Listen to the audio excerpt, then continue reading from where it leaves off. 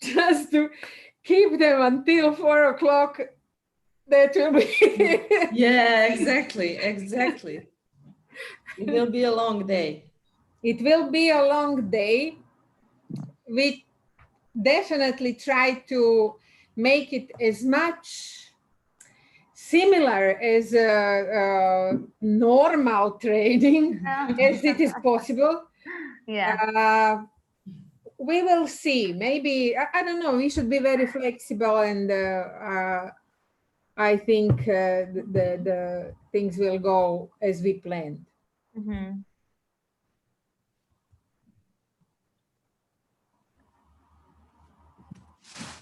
But I know definitely that we prepare really a lot.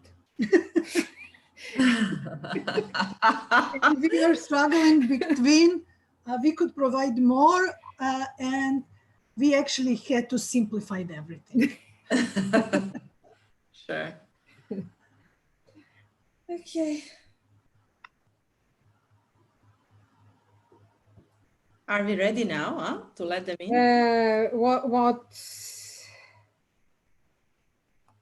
What's the time? Opa. Yeah, it works. Sorry. It's 4 more minutes. 4 more minutes. Okay. When we will have 2 minutes, then. Okay. Okay. Okay. Then it's time for them to come and to join. It's the Balkans, so everybody, not everybody, but there will be people who will be late for sure. Yes, definitely. Well, they will join when they join. Exactly. I was attending one training last week.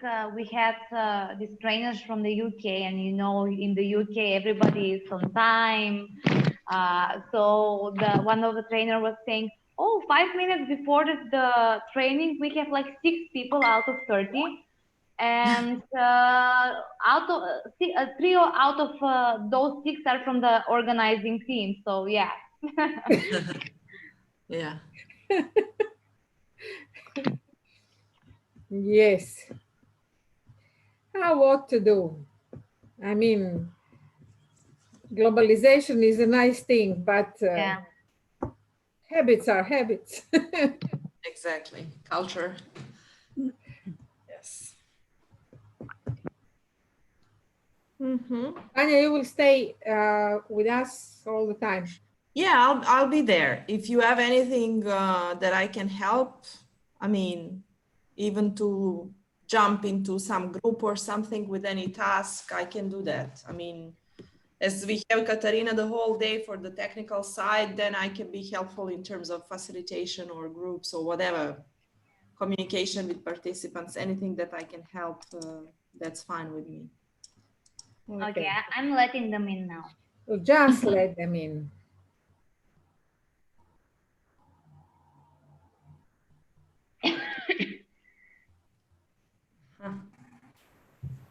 Nice.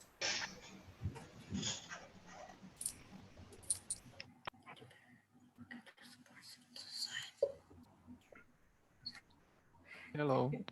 Good morning. Morning. Good morning. Good morning.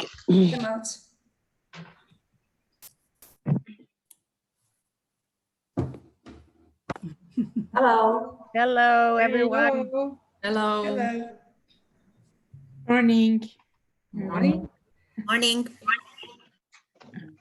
Good morning.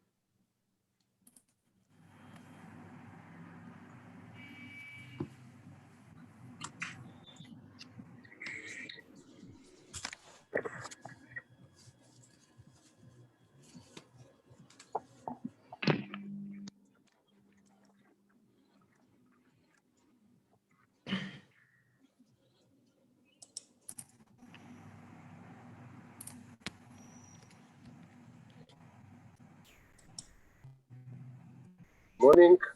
Morning. Morning. Dobro jutro. Samo da najavim da ja vozim Joj, prema baš sam Prilepu, iznenađena. ali da znate da sam tu. A zašto ti nisi već u Prilepu? Zato što sam bio na fakultetu, to što je novo, to što ti ne znaš, ja sam već na doktorske studije i Aha. bio sam da prijavim moje prve ispite u Bitolj. Čestitam. Hoću da budem doktor pravnih nauke. Svaka čast. Svaka čast. Da, i biću. I onda da ideš za EU auditora.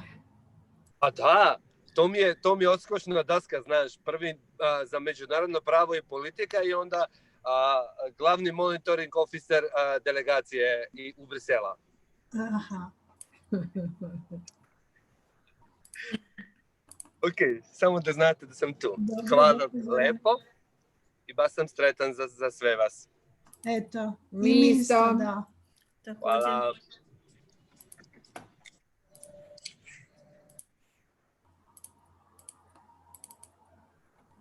Moramo da vidim imena. Jel vidiš sad? It seems almost everyone is here. Maybe 3 more or 4 more, Katarina? Yeah, we need 4 more. 4 more. Yeah, 26.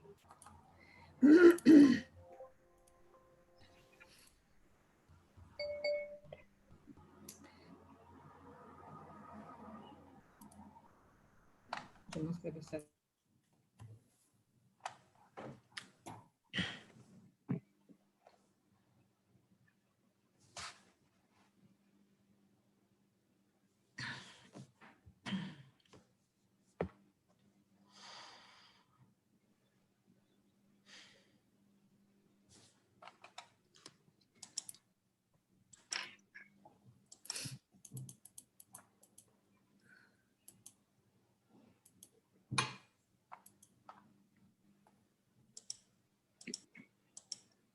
Okay. 2 more now. Mm-hmm.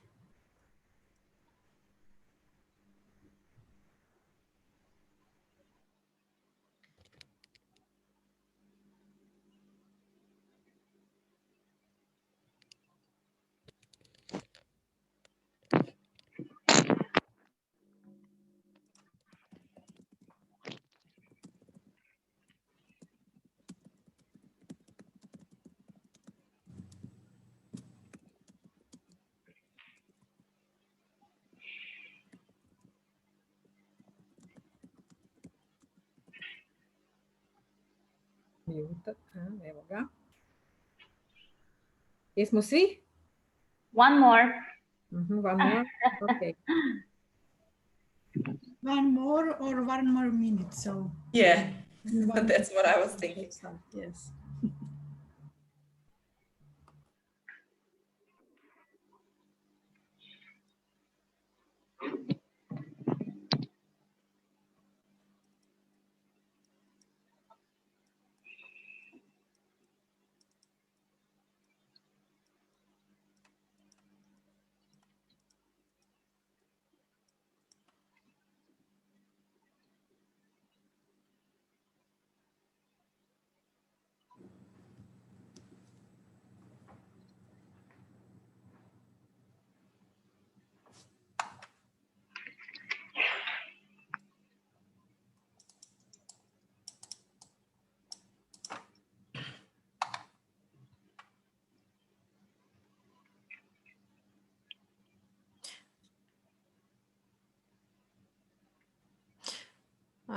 what do you think? Maybe we start and then these people can join us.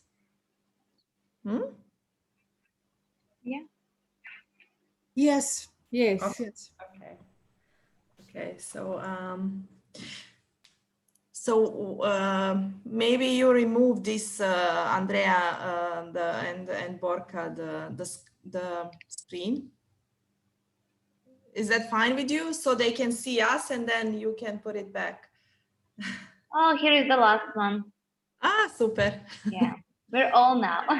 Okay, perfect. So good morning, everyone. I'm Tanja Bjelanović, a capacity building expert on behalf of Taxo 3. I'm really happy that you all joined us today for this training. The training is a part of our capacity development program of Taxo, and I believe you all are familiar with what Taxo is, but maybe to share just the basic that it is a technical assistance a project to support civil society development in the Western Balkans and Turkey. And as I said, it's the part of capacity development component of the project, which is actually one of the core components. And more precisely, this is the part of an innovative, so-called innovative approaches in capacity development program line that we've designed. And this line is actually, this program line is meant to bring some innovation in the way we do capacity development in the region. And this is the first activity in that program line. And we chose it because we talked to a lot of you, but also we did the needs assessment, and as it was described in the invitation for the program, where people said that there should be some changes in how we do capacity building, and that we should introduce, maybe not only introduce, but also develop some new methods in how we do capacity development. And some of the methods that were mentioned were mentoring and coaching, but we actually thought that these might not be that present among civil society and that well known among civil society or that so much used. So what we wanted to do with this training is to help you who work with civil society organizations to advance your skills in this area, to be able to apply them in working with civil society. So this is in short why we are doing this training, and we have 2 modules. It might not even be enough, these 2 modules, and this is the first activity we are doing, so we might think of some follow-up, but that's maybe to be thought of after we have this training and also consult with you. One more thing just before I give it to trainers, to share that there was a high interest for the training, and you are in a way there was at least this many people more that applied, so double the size of this group, but we couldn't let more in the group in order to have a quality and very interactive and practical training. So in a way you are privileged, but you also deserved it, I think. So we think we have a highly motivated group. I know many of you, but those who I don't know, I'm looking forward to meet you in these 2 days and then 2 more days. And thank you all. And we would really appreciate if you could stay for the whole time with us. And to introduce the trainers, we have Andrea and Borka with us, very experienced trainers, and especially I think for this today's topic. So I'll let them introduce themselves more and take the floor. Just to say that we have also Katarina today here with us, my colleague. Katarina, can you just wave? Yes, here she is. So Katarina is there for all the technical support, and she will in few minutes ask you to fill in the famous participants list. So please do that. She made it very easy for you because she already listed the names, so you just check in. And I think that's it for the beginning. I'll be also here for any kind of support, and I wish you a great and interesting training.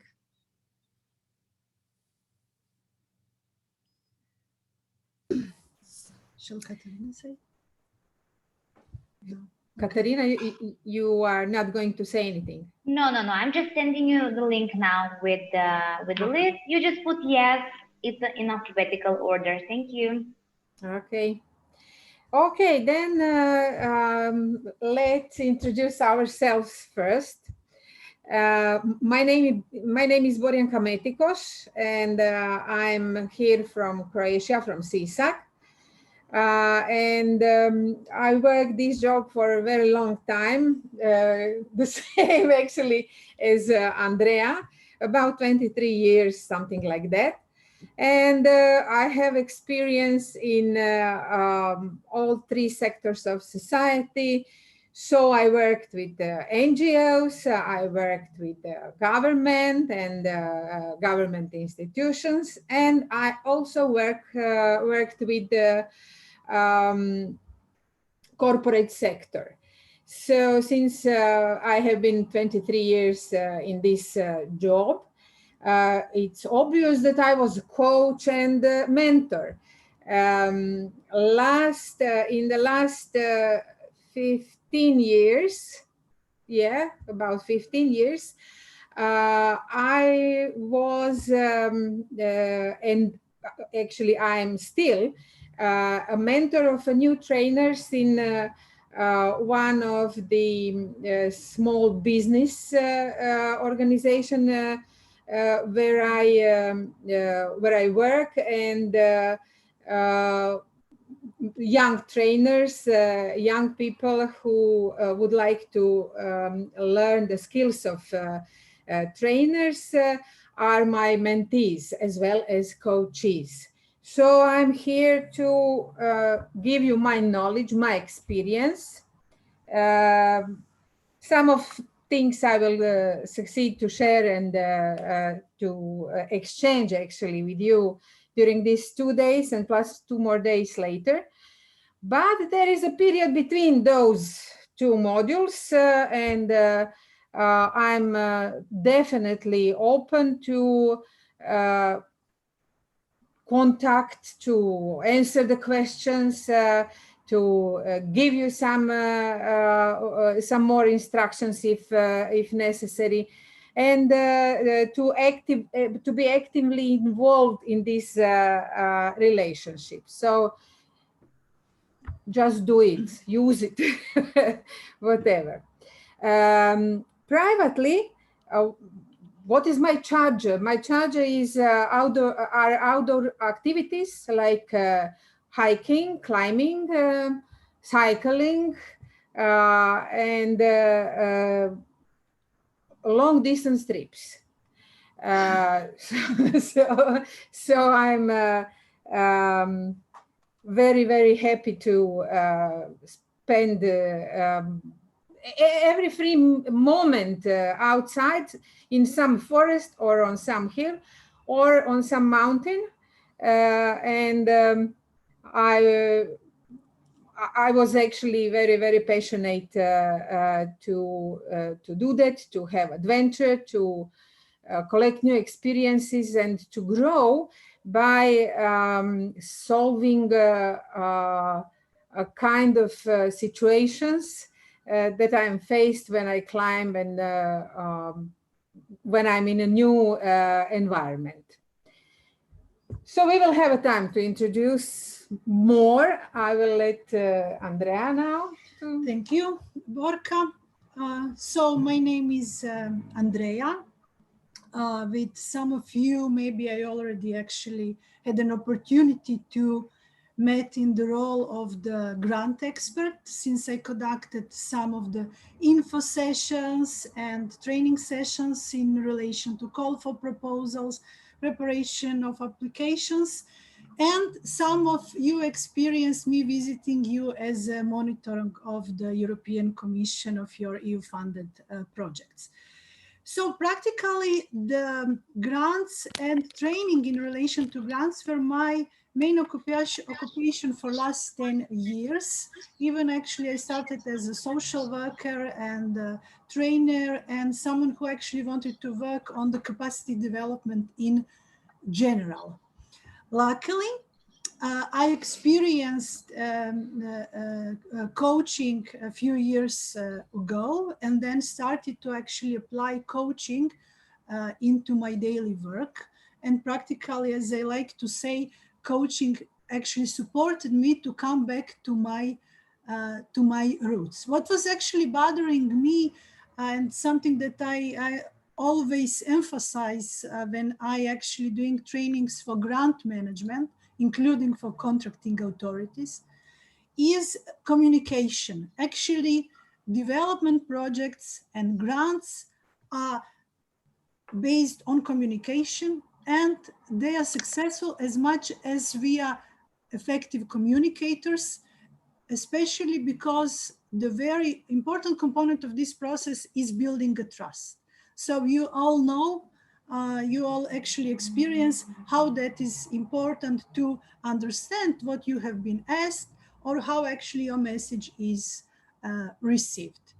So in my work now, I'm actually combining lots of coaching, promoting it, and I'm actually very happy to share finally with CSOs some of the ideas how you can also apply coaching and of course as well mentoring into your practically everyday work.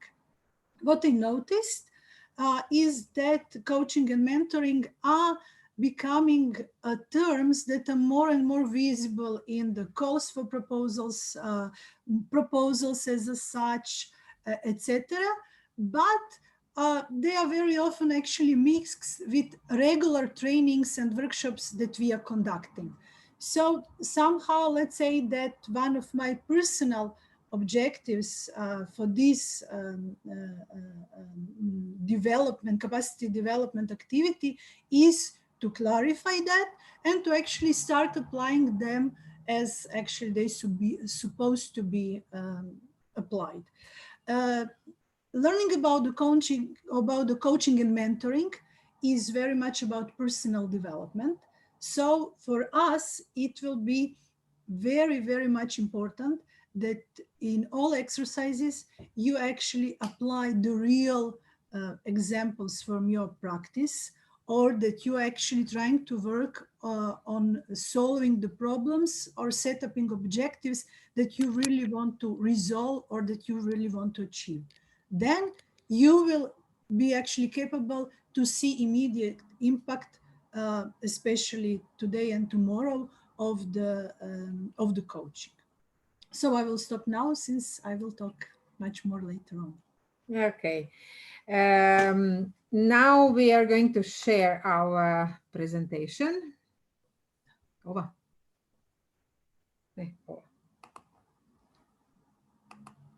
Okay. And we are here. Just 1 second, please. Okay. Good. As you see, we started from the end on the mind. So we introduce ourselves at the first place. I will just give you short introduction in composition of the training group. As you see, we are 30. I mean, you are 30 of representatives from Western Balkan and Turkey. When I went through the results of questionnaire, I saw that there are so many different positions like CSOs, leaders, coordinators, project managers, supervisors, facilitators, different kind of capacity building experts. So I want to say that we have a very, very wide line of different various experts and various positions. So it means that our learning will be very rich. We are, as Andrea said, we are not here just to teach you. We will learn from each other, and this will be the process of exchange. So it is very good to see these various positions, and we hope that we will really have fruitful work during these 2 days, but also in the next module. Okay, let's start with you. Would you be so kind now to introduce yourself, but be very short. Just tell us your name, of course, where do you come from, and in just few words, one sentence, what would be a good harvest for you from these 2 days? Okay? Who's going to start first? Neira. Okay? Hello, my name is Neira. I'm coming from Bosnia and Herzegovina and Bihać. I would like to learn more about coaching and mentoring during this training.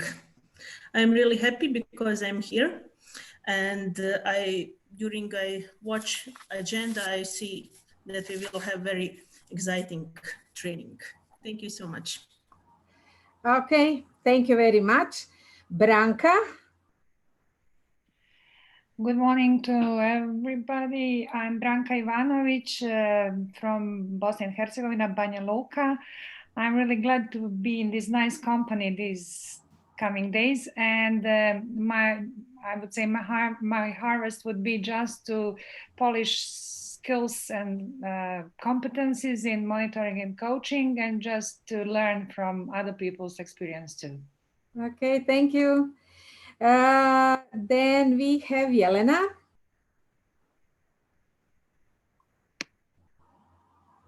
Yeah, sorry. Sorry. More than one Jelena. Yeah. Jelena Leskovac, IDC, Iris Networks. Iris Network is a regional network, and IDC is from Serbia. And I would like to hear from you, your experiences, and from other participants as well. So I think it will be very useful for me. Okay. Yeah. Thanks a lot. Thank you. Then we have, I think, Julis Mer. Hello to everyone. It's pronounced Gülümser. It's a Turkish name. I am from Pristina, Kosovo, working for Kosovo Women's Network, basically Kosovo Women's Fund.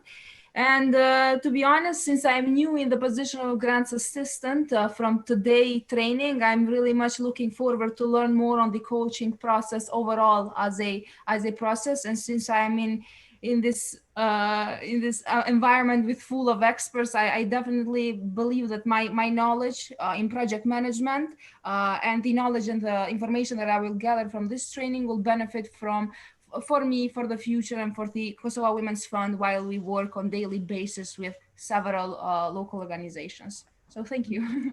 Thank you. Then we have Olda. Hello from Albania. I'm Olda Ceta. I'm the Executive Director of Social Contract Institute. Our organization is focused on rule of law, good governance, and civic participation. What I expect from these 2 modules of training actually is to get a more structured information about mentoring and coaching, since it's my personal will to contribute in the society and to give mentorship and coaching to other younger organizations or younger experts. But this is pretty much like a process of learning by doing. Now, I think that it's time to have a more structured information and rearrange my skills and knowledge about these 2 topics. Okay. Thank you very much. Then we have Cevahir. Cevahir.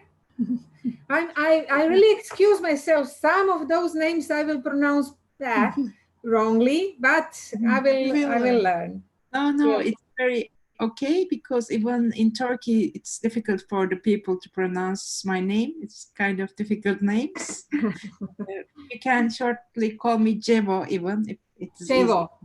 Yes. Okay. Easier for you. But thank you for your kindness. I'm very happy to be here.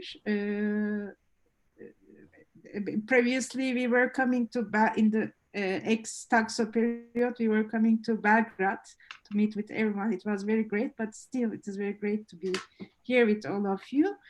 I'm from Turkey, from Civil Society Development Center, and I work as the help desk expert support point, we call it there. And I want to learn more about more and more, as maybe it is said by one of Olda, I guess, a more structured way of doing mentoring and coaching, and to reflect it to the program I'm managing one coaching program. So I hope I can reflect it to those. And as Andrea told, to maybe not only to one specific program, but to the my daily work in help desk.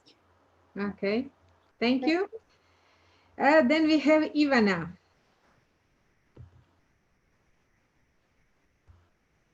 From Markovic. Sorry. Hi, everyone. My name is Ivana, and I work in Track Foundation as advisor for grant making. And I'm really glad that I see a lot of familiar faces here in the group. So hello to everyone. And what I would like to receive in this training is some practical tips or skills that I can use in my daily work with our grantees. Okay, thank you. Then we have Joanna, Partners Albania. Yes, you pronounced it very well, actually. My name is Joanna Zesha. I work as project manager at Partners Albania since 2019. I'm also coordinator of the National Resource Center for Civil Society, a platform in supporting civil society organization that was built from partners. I'm very glad to be here with you today, and very glad to see lots of colleagues from Serbia, Macedonia that are well. I'm really interested because the National Research Center has a lot of that as the main pillar, has mentoring and coaching methodology. So I'm really keen to learn more about these methods. Thank you. Thank you too. Okay, Ivan Topalovic. Hi everybody, my name is Ivan Topalovic. I'm from Belgrade Open School from Serbia. I'm project manager, so I'm very happy to be here with all of you. I know some of colleagues, but I know that we are going to work everybody on the level that we are going to share experience. I would like here to have some new maybe ideas or maybe new concepts, because I'm psychologist and psychotherapist, so I already have some information about coaching and mentoring, but I would like maybe to learn how to implement on our grantees, because Belgrade Open School in the last 2 years is a great making also organization. So I would like to share our experience and maybe to gain some new information regarding grant making and mentoring or coaching our grantees. So thank you again for everything. Okay. Excellent. I will thank you, Ivan. I just have a need just to add. That is, since I'm social worker by vocation, for us who already experience some kind of a counseling, coaching might be at some point shocking. So because it actually diminishes everything that we actually believed in very often, and especially of how you're composing some questions or maybe provoking some situations and so on. So it will be really interesting for those of you that are kind of the psychologists, social workers, pedagogists, and so on. Yeah. But in mentoring, yes. Yeah. Thank you for that, because I already saw something like that. So yeah, it's not only me. So thank you. Yes. Yes. Okay, thank you. Then we have Jinesh.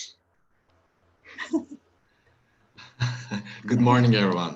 It's pronounced Güneş, but it was really nice. And I'm from like Turkey. Ganesh. Yeah, it's like a Ganesh, but Yeah, it means okay. sun in Turkish. So yeah. whatever you like. Okay.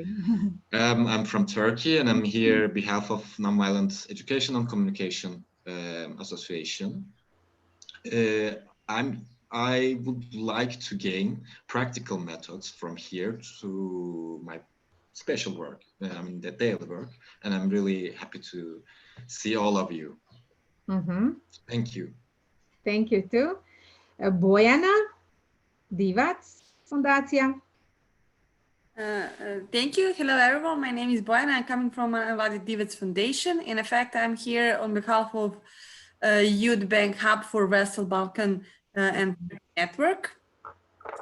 So the hidden goal is try to prepare our network for next year, because we are going to have a extensive capacity building program for, I don't know, 100 civil society organization, the small one, in 5 countries. So we need to have some kind of good setup for the beginning, and I hope that I will manage to with my colleague who are as well here with me, help to see how to organize that part. Thank you so much. Thank you. Danko Nikolic. Hi. Hi. My name is Danko Nikolic, and I'm from Zaječar Initiative from Zaječar, Serbia, and I'm very excited to see what I will get from this extensive course. I'm much looking forward to it. Okay. Excellent. Thank you. And I'm actually grateful for Taxo that they also selected some of the participants from the actually locally based organizations. Right. From rural areas. Yeah. Okay, thanks. Ivana Teofilovic. Hello, everyone. I'm Ivana Teofilovic from Civic Initiatives from Serbia. As you all know, Civic Initiatives have been a national research center for civil society organization in Serbia for many years. So from this training, I expect to gain some practical knowledge, and that I will be able to apply in my daily work, but also to share it later among my colleagues in the research center. Okay, thank you. Blerina. Hello, everybody. I am Blerina, coming from Kosovo, from Kosovo Civil Society Foundation. I am center coordinator, and the center, in fact, is a space where it is in function of development of civil society sector.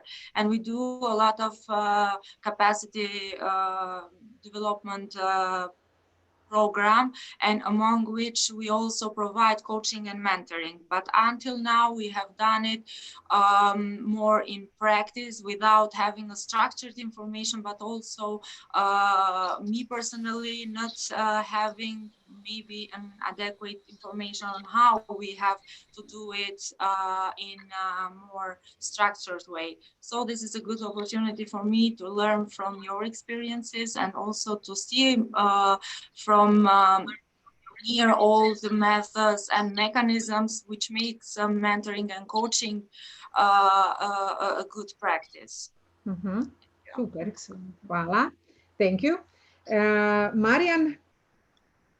Yes, hello everyone. I'm Marian Nicovski from Mladi Info International, youth organization from Macedonia. And my colleague Bojana also is here. We are part of the same network, and we're trying to actually get some good practices of capacity building component, but also I'm here to learn more about some systematic approach of capacity building, because our organization, besides in the region, works also with the regions of Central, South Africa and South Asia. So I'm really looking forward to it. Thank you. Great. Of course, we are also very curious to exchange those experiences that you collected during your working time. Now we have Ljiljana Jonsky. Hello to everyone. I'm glad to be here this day and all this training with you. My name is Ljiljana Jonovski. I'm coming from Rural Coalition. That is an organization that is working on a national level in Macedonia, but also in rural areas like my colleague from Serbia. And I'm really glad that I'm here today. Before 2 years, we start in our organization because we are an informal coalition of 40 associations that are working on local level. We have started some program for mentoring and coaching of the local associations, which are not more active as national organizations. So this is a real training for me and to upgrade my knowledge in this part. And of course, after that, to build the program in our organization, but also and to share my knowledge with local associations and representatives of it. Thank you. Thank you. Ece Mili. Yes, hello. Hello. Hi, everyone. I'm from Turkey and I work for Yuva Association. It's an NGO, a national NGO based in Istanbul. And I work in a project, in an EU-funded project which is called Environmental Literacy Networking Project. And we established a network in July, which is composed of now of 35 organizations, mostly civil society organizations, and a few local authorities. So I work as a capacity building officer. So from this training, I would like to get more information about, more structured information about mentoring and coaching approaches. And I would like us, me and my team, to apply these approaches and skills to our work with the network. Okay, thank you. Murat. Hello, everyone. Hello. It's great to see you, and I want to thank you for the opportunity. I'm Murat from Kaos GL Association. It's one of the leading LGBTI organizations in Turkey, and we provide something like mentorship to many local LGBTI organizations, but we are not sure what we are doing because we haven't attended any training on mentoring before. So what I would like to harvest is to understand what mentorship is and what is not. Okay, good. Thank you. Mira. Hi, everybody. I hope that you can hear me. I'm Mira Popovic from Center for Civic Education in Montenegro, Podgorica. I wish for this training to help me improve my current knowledge and to gain some new ideas for the future, as well as develop some new skills through your guidance. Thank you. Thank you very much. Ivana Smolovic. Hi, everybody. I'm very grateful to be here. Very glad. Nice to meet you all. So I'm coming from Montenegro, from Resource Center for Civil Society Organizations. So this kind of training is very, very useful. I hope it will be very useful. For me, I need a lot of tips on how to resolve some problems in everyday mentoring with our clients. Thank you so much for this. Okay, thanks a lot. And then we have RCB Beja. Regional Center. Regional Center Beja. It's the Resource Center. Hello. Resource Center. Okay. My name is Dushko. I come from Bosnia, but we can also be a regional center. This is not an issue. Sorry, what is your name? I haven't heard. Sorry.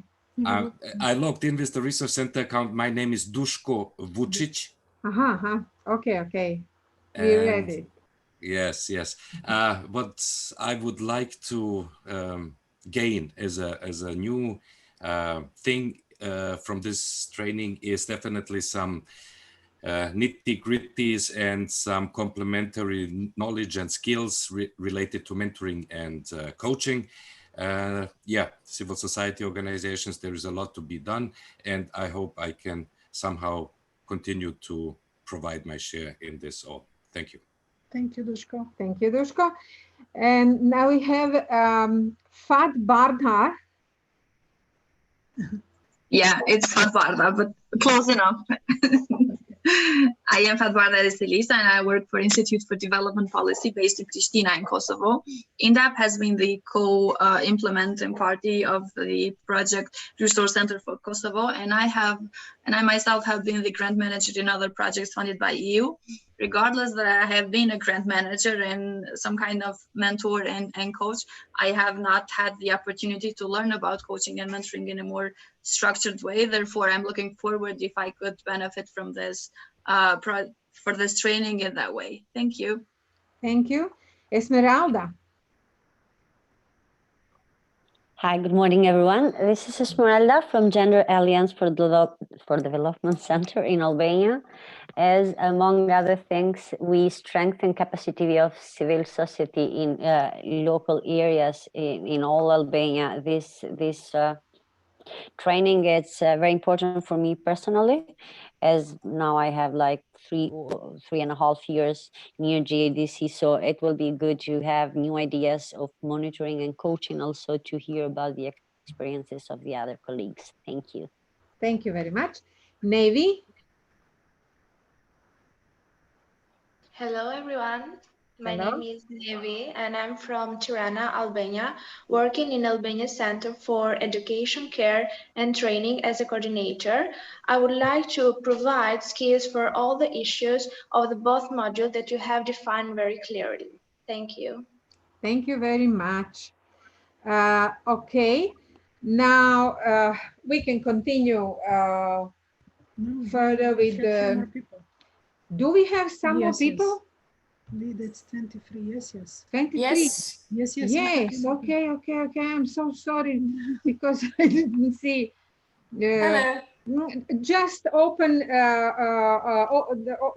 unmute yourself when you want to talk, because we don't see all of you at once. This is Valentina. Do you see me? Yeah, just so we can hear you.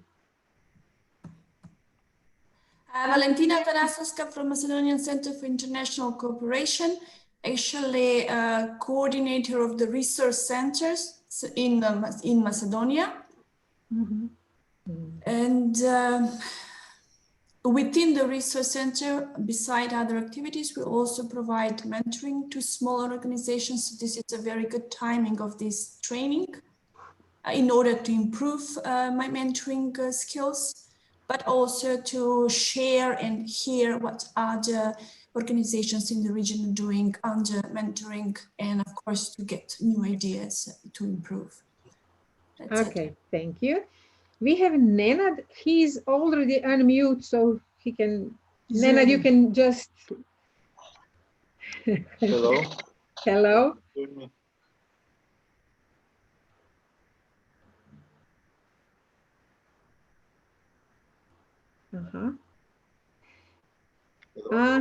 There is some small problems with your connection. Hello. So we can you hear us? Yes. Can you hear me? Can you hear me? A bit, yes. Okay. My name's Nenad Golbovic. I come from Montenegro. I'm engaged in proactive citizenship. Non-profit grant making foundation, providing financial assistance to CSOs through our grant programs and learning opportunities through development programs. So what I expect from today, from these 2 days, I can say that I expect to get some new knowledge and to be able to apply it not only to CSOs but also, I don't know, in climbing or playing chess or something like that. Okay. Excellent point. Yeah, I must admit I am actually impressed how many of you already practically introduced into your work grant making. So actually that was idea of the European Commission as a capacity building concept for actually locally based CSOs instead of just having training activities. Yeah. Okay, thank you, Nenad. So the next person. Ivona. Hello. Hi. I'm Ivona. I'm coming from National Convention on the European Union. That is one civil society platform that represents the interest of civil society in all phases of EU integration process. And from 2018, it became a formal network, and we have more than 700 members. And actually, I find this training really useful because I will improve my daily communication with our members, and also it will help me in design a specific capacity building support, especially for our members from the local level. And I'm really happy to hear the experiences from my colleagues from the region. Thank you. Thank you very much. You can just continue.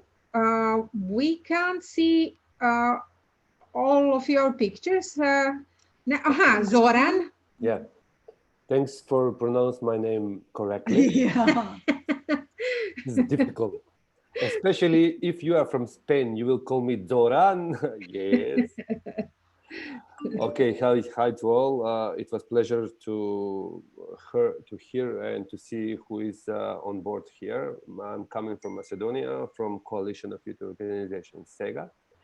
I'm working as an executive director since the experience of 15 years or 20 years, starting from my local organization, Youth Council Prilep.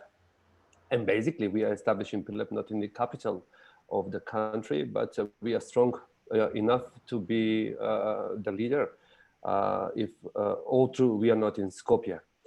I have some backup experience I'm going to share with all of you, and I'm here to improve my coaching skills. And I'm so happy to see your face from Croatia, both of you, our trainers. Thank you. Okay, we have 3 more persons, but no pictures. So you can just open the floor and just tell us something about you, whoever is still waiting for the floor.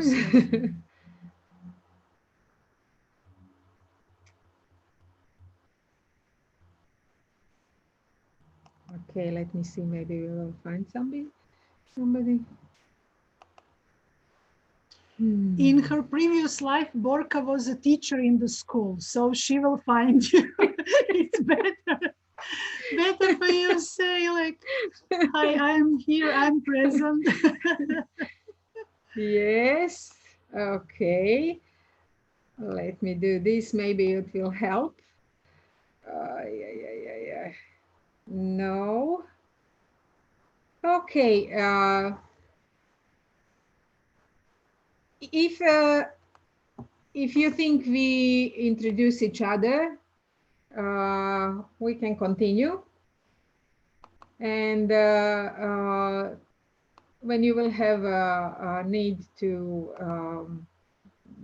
say something, just go ahead, introduce yourself.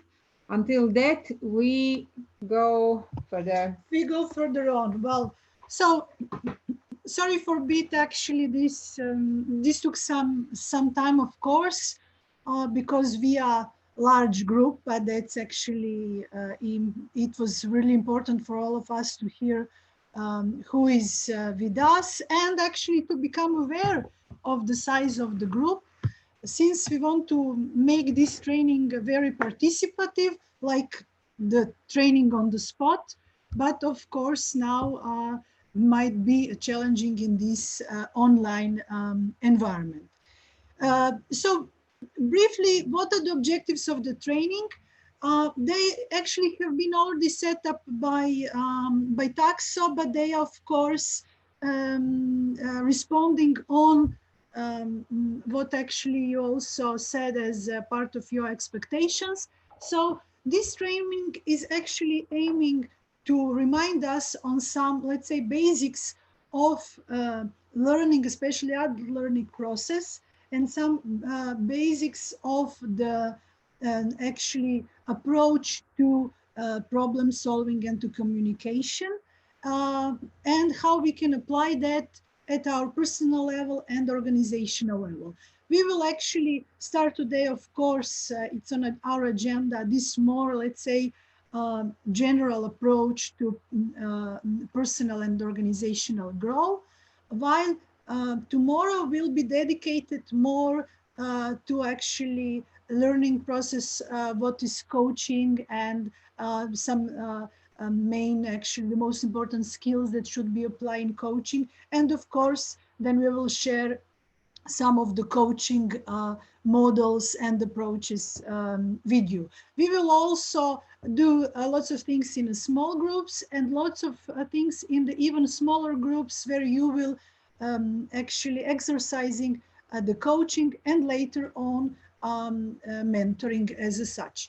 The topic of mentoring, if even we will of course from time to time mention it while talking about coaching, but the topic of the mentoring is on our agenda for the next module. It will be the third day of our training, while the last day will be for wrap up and actually exercising, since when we talk about communication, actually there is no enough of exercising different approaches, and especially working on setting objectives and solving what is bothering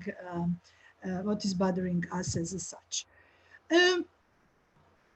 Following that, our methodological approach will be pretty much similar like on the spot. So we will have, of course, some inputs through our PowerPoint presentation, but you will also receive some working sheets. You will have opportunity to discuss in a large group, but also to work in small groups, even then some individual tasks, and then in the groups of 3 persons. Usually we call them triads, when you will be actually exercising the communication skills needed for coaching and mentoring as such. To achieve everything that we planned and to be effective, we already created some of the training rules. Of course, now I will present them briefly, and then we will give you opportunity to actually add something on our list. Let's say that our list, it's like a mandatory, according to our opinion, what is really, really important, that our work is efficient and effective. So as you can see, for us, it's really important, but also for you, that you have full-time presence over the training, because you can, if you miss part of some intro presentation or part of some session, then you might have this like backlog, you know, as a challenge for the rest of the training. So if you do not participate in the session about active listening, then powerful questions, you simply cannot participate. So please be aware of that, and it's really very much important. The second thing is to be present in video format all the time. So we know that you are here, that you are actually communicating, that you see us and we see you. Of course, we will be mute depending who actually speaks and who is actually listening. But our main way of communication will be like now here in the introduction part. Also, your active participation is important, as at the level of the large group, but especially in the small groups, where you will have more actually room to discuss and exchange your ideas. And as I said at the beginning, as much as your work on your really, let's say it like a personal issues or what you want to improve, change, or apply, will help you to actually get the most from this learning process. You are all very experienced. You all have already some knowledge about the training, about the coaching and the mentoring, and we will respect that. And the same respect of opinions, experiences, and especially differences, it's important that we have in our communication. Even Borka and I have some different opinions about some approaches, for example, in coaching and mentoring, because of differences in our experiences, and we will share that with you. So the same we will apply in our communication with the whole group, and it would be, of course, very useful that we all apply the same to each other. And something that we already challenging at the moment is mastering punctuality in starting and finishing tasks and breaks. Of course, it's challenge of every training. It's also challenge of, for example, coaching sessions. So for the beginning, of course, we are going to actually stick to the agenda as much as possible. If there will be need to discuss something more, we will, of course, open room for that. But if we see that with some things, we have to cut down some of our like small exercises or something, we will actually escape that in order to not actually miss something that is important. But of course, this rule especially applies to our large discussions, presentations, small group work, punctuality after breaks, and so on. Mm-hmm. So briefly, do you want to add something to these training rules, something that you think it's very much important but is missing on this slide?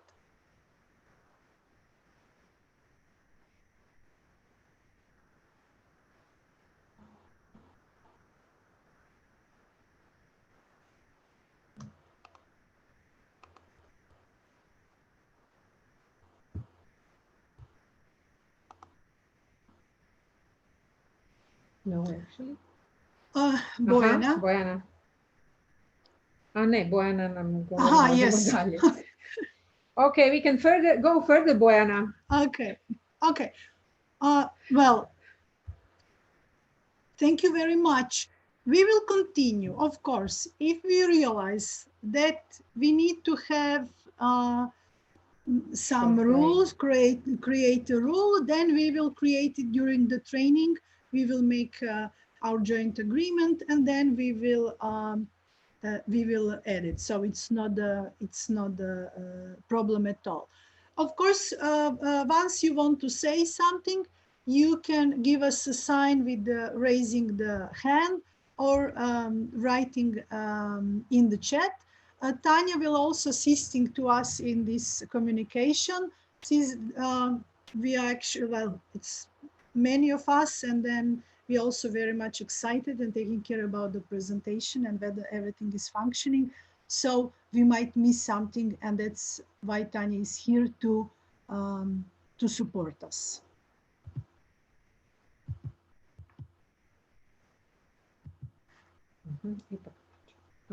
Okay, so let's start with the first exercise. Do you have pen and paper in front of you? Yes? Yes, okay. Yes.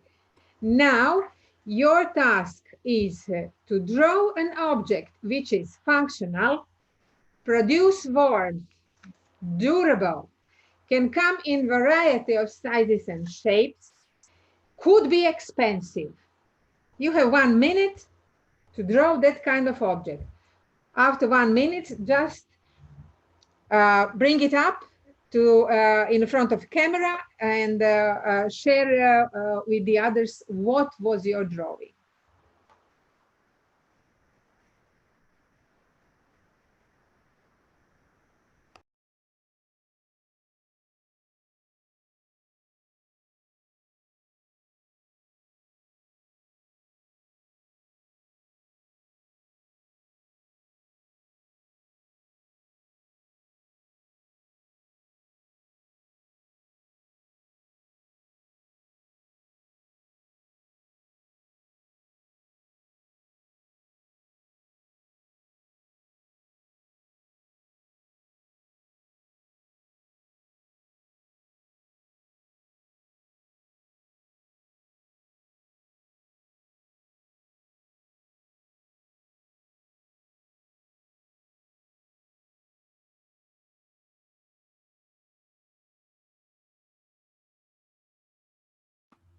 Okay, did you finish?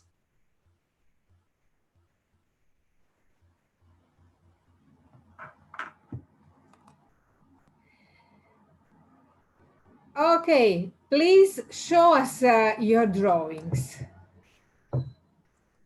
Oh. Sun, we have sun, Candle. Yes. candle. This is heating.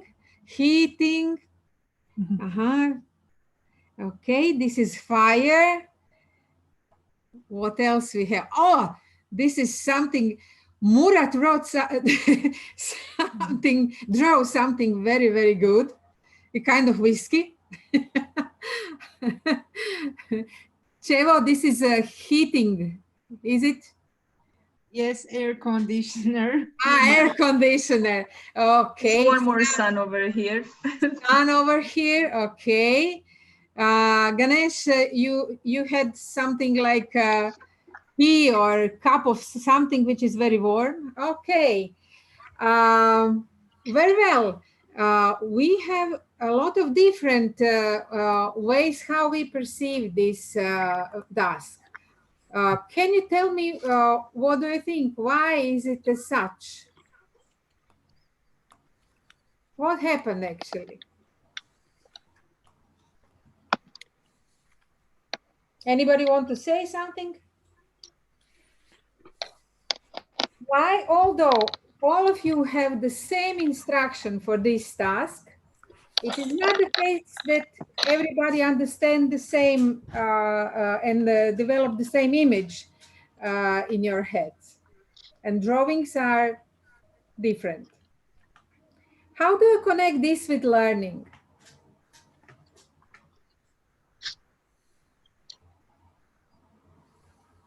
Well, we have There is different... Murat. Okay, Murat. We have different personalities, we have different mindsets, so we interpret differently. Yes, great. Thank you. We have one more female voice.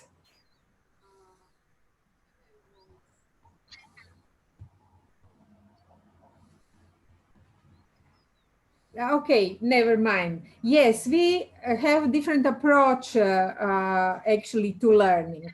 Learning is how we perceive this task is was very individually. The same is with adult learning. It's also very, very individually how we learn, how we remember, how we perceive this process of learning. Simply as such, it's because we have different experiences, and we collected that experiences how we learn from our previous time, from our childhood, from the persons who started to teach us first. There is a lot of different sources of influence when we started to learn how to learn. But in our next chapter, we will see how David Kolb perceived the learning and how he described what is important to know about learning styles. What are those 4 dominant learning styles that all of us have, but some of those 4 is the most dominant?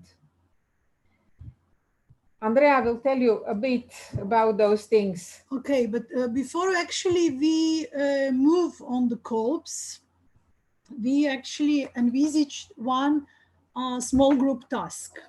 And it's exactly like 15 minutes to break. So my actually suggestion is that we conduct this task in small groups, and then we will have a break.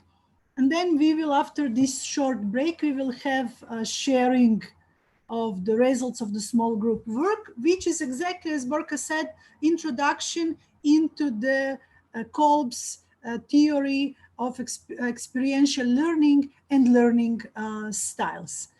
So what will be the task of each small group? We will have 6 of them, and each small group has the same task, just to actually discuss and respond on the following questions about your experience related with adult learning.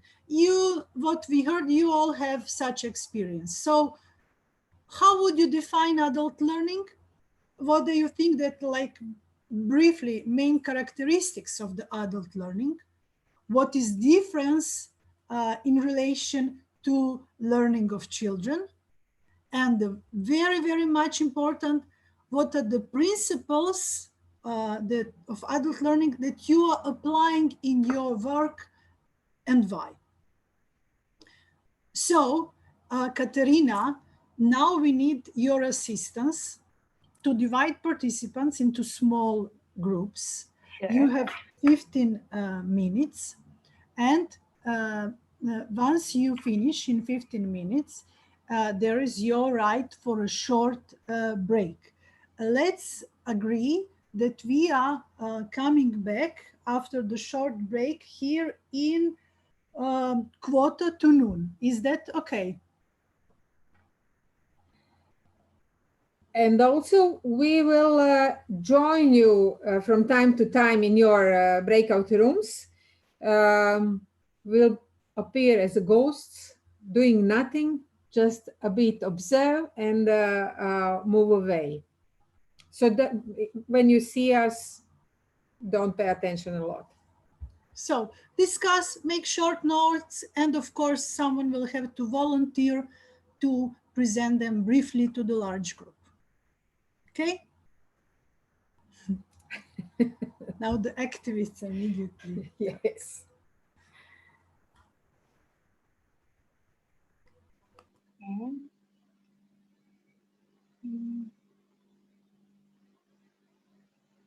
Just a second, please.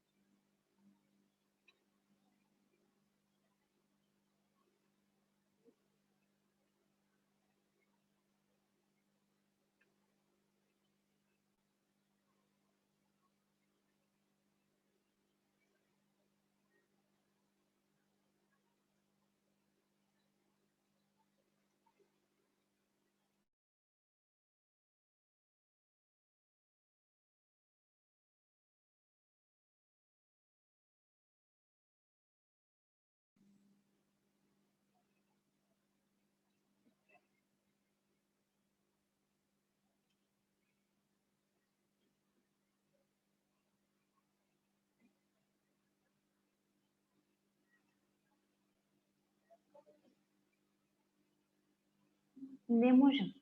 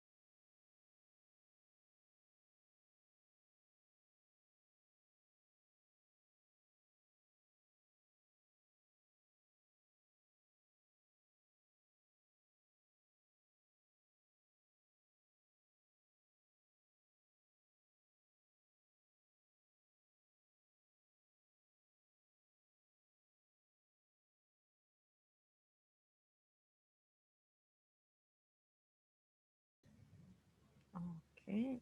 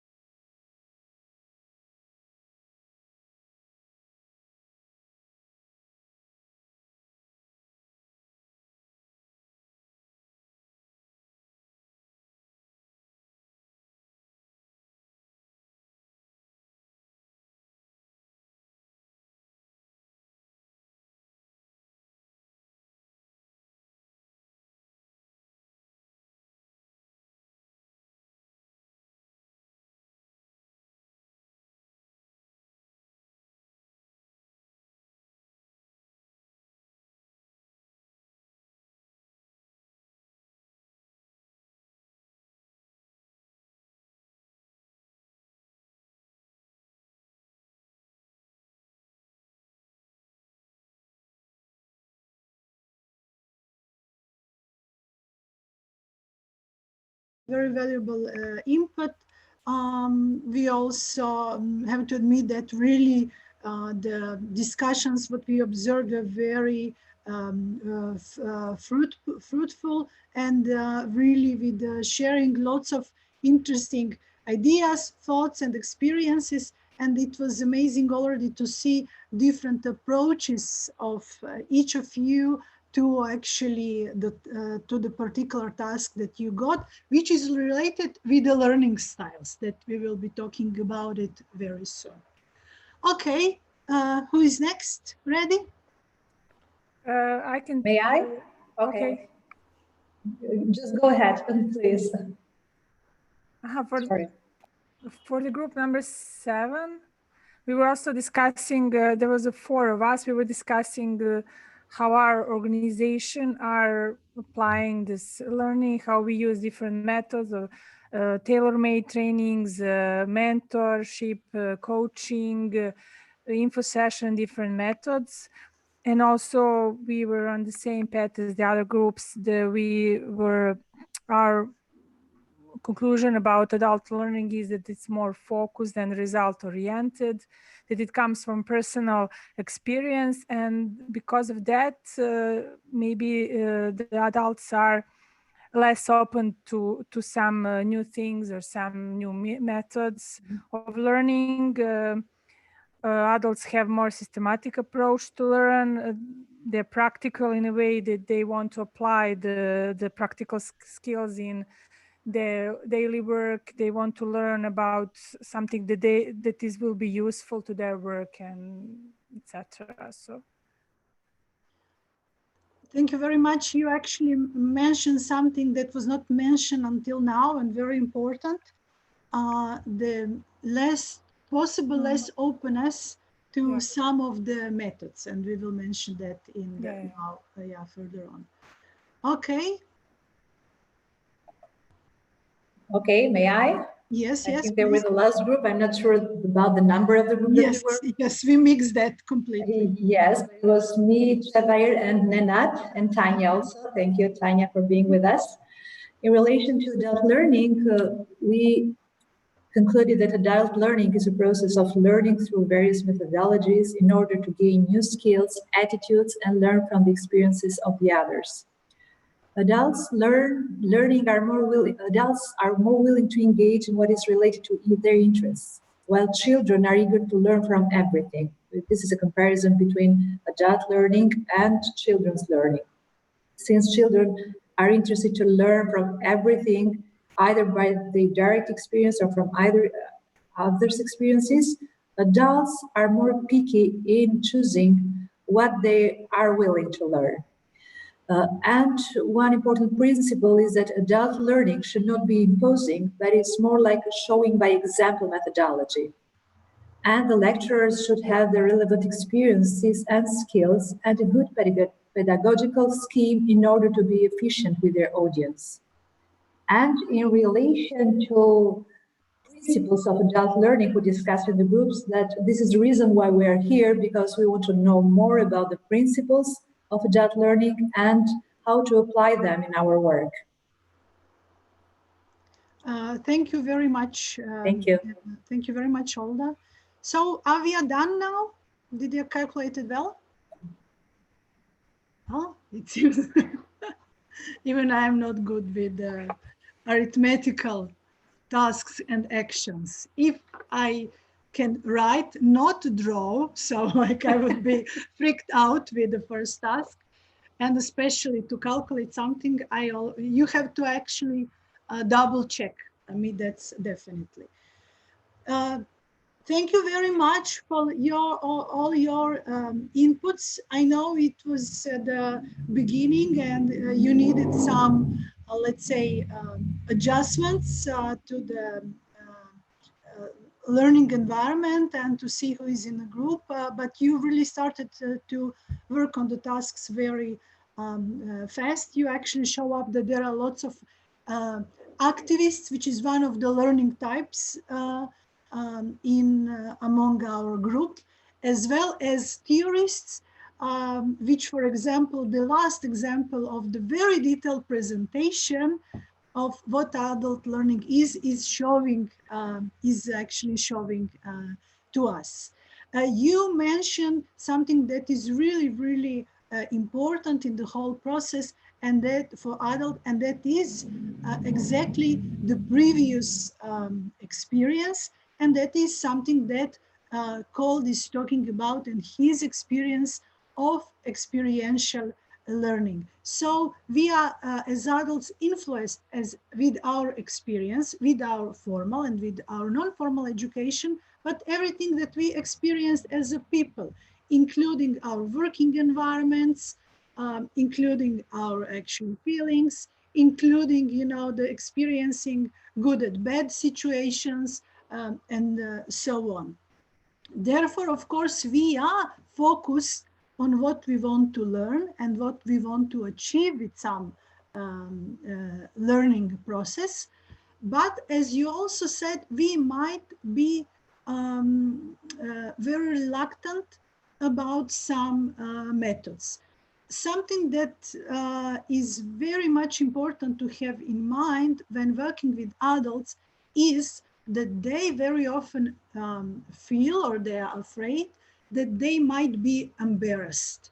You know, they think, oh my gosh, how I will do some, you know, task, how I will conduct that, how I will look like, you know, what others will think about me, etc. And this is very much important to have in mind, of course, when we are designing trainings and facilitating group discussions, but also it's important to have that in mind when even managing our team meetings, you know. So we can, for fun, ask, you know, please, Tanya, can you explain something, and so on. But actually, comparing to the children, Tanya has the right to say, sorry, Andrea, I have no answer, or simply I don't want to answer because I don't feel that I'm the one who should answer on this question.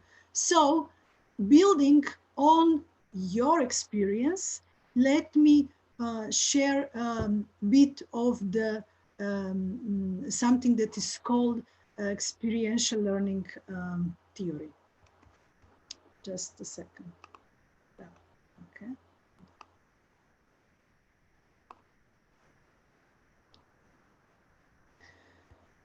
So we actually decided to present the theory of the learning and learning styles by David Cole. We could also select some others because there are, of course, always more than one theory, but somehow in actually conducting training sessions like this one, like also like training for trainers and so on, it actually ended up that his theory of experiential learning is really the most applicable and actually giving us, let's say, the most clear directions what we have to consider when working with adults concerning the educational part or capacity building or capacity development. David Cole was a psychologist and educational theorist, and his theory says that, even created a long time ago, that we are under the influence of actual our experience. So even maybe our formal education was in particular field, we are also under our actually business operations, our approach to problem solving, our approach to doing tasks of learning is also under the environment in which we are operating. So we might thinking differently because we are in the business environment, or maybe we are in the CSO environment and so on. You probably all experience how might happen that other friends or colleagues who are working, for example, for state authorities have completely different approach to problem solving than you have, for example. Well, Now what I want to actually share with you is his cycle of experiential learning.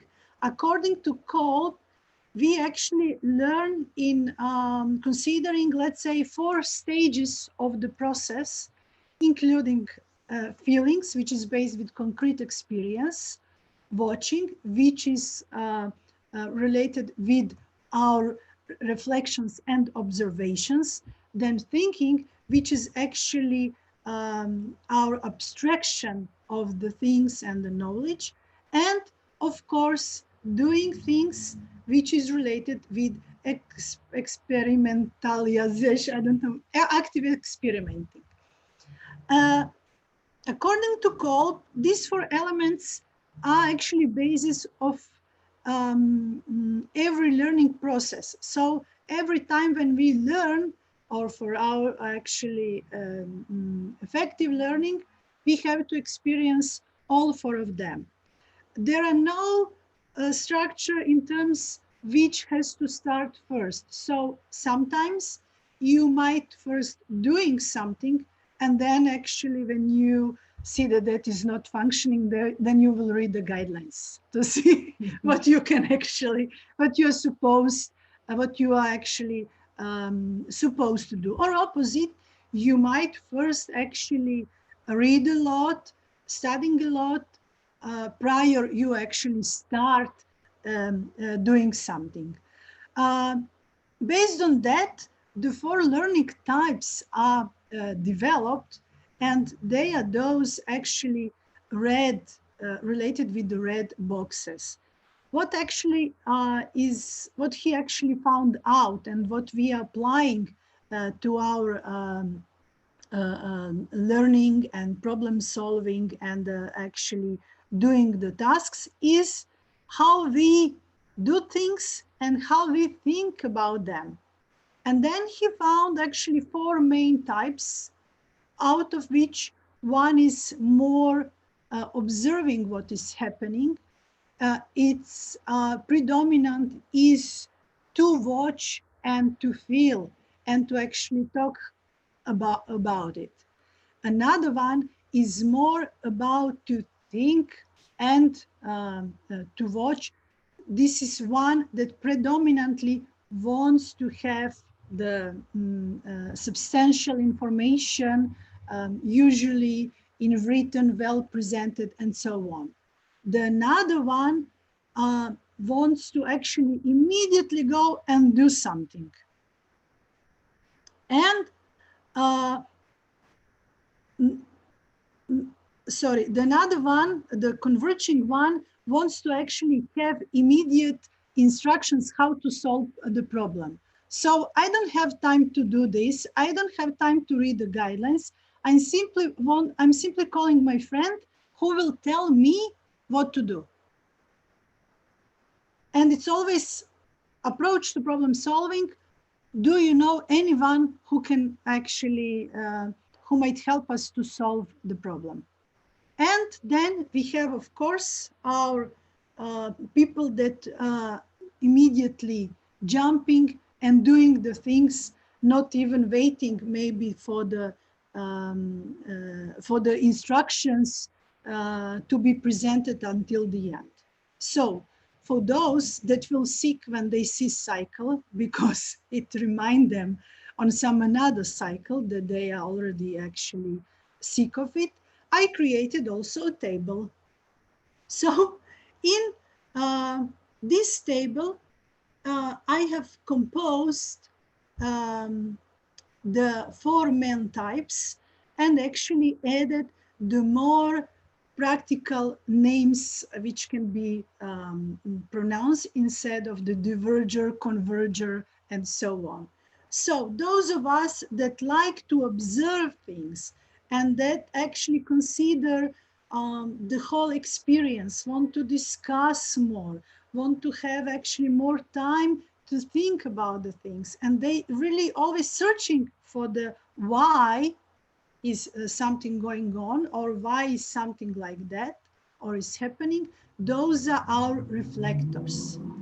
So they actually, those of us that want to have more time, for example, for small group work, they will not jump immediately and giving presentations from the small group work. They also want to see others, how actually they done, etc., etc. Pragmatists are those that they immediately want to try something new, but without actually wasting time on studying, for example. Those are of us that actually are calling the friends and asking for their experience and for their knowledge. They immediately want to know how. They probably, once I'm speaking now, is like, oh, okay, let's finish and come to the point. It's that feeling usually they will have. Our activists, they are immediately doing. They are either doing than thinking. They are even, of course, more ready to take a risk. So if we, for example, combine with the proposal writing, the reflectors will go to see what we wrote previously. They would like to discuss what we want to achieve, how we want to, for example, approach to the proposal development.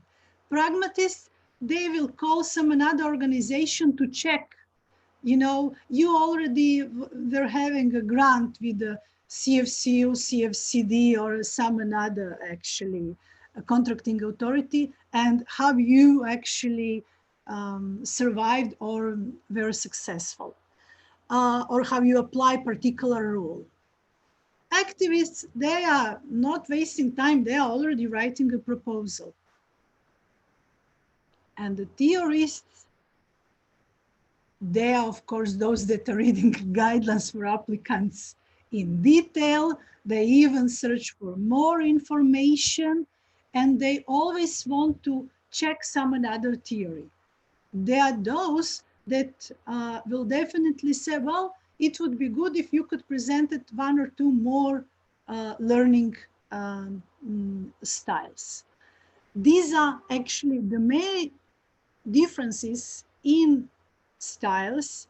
However, as you also already noticed, and you actually presented that now a few minutes ago, our learning styles, our styles to problem solving are changing over the years.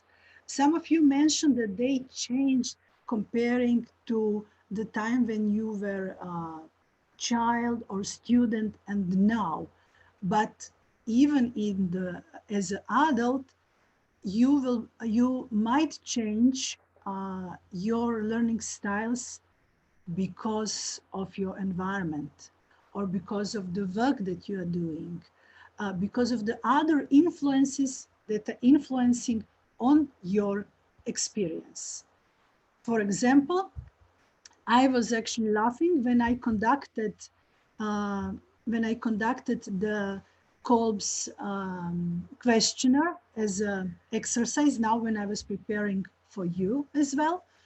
And then I discovered that 10 years ago, I was reflector. I tend to observe a lot. Now, 10 years later, when I'm working a lot with rules and procedures, of course that the theory is the actually my major type of the learner. However, in our approach to adults and actually developing their capacities, we have to consider that we will have a group of all those styles. And that's maybe you will more like to have more presentations. Some of you will more like to have more small groups or doing some practical things, or simply more time to actually discuss things. This is very much important to have in mind when you are designing the training, but also in your work, for example, as a coach, when you will plan to conduct some maybe exercise with your coachee, and that one might not working and you will have to change because of the type of the person. So, are you ready? I heard that some of you actually already succeeded, but are you ready, oops, to discover what is your learning style?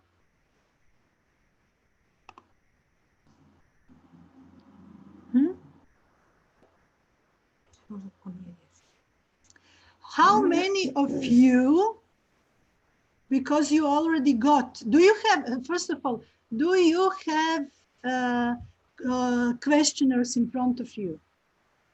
Yes. Yes. Yes. Yes. Okay, okay, excellent. How many of you already filled in?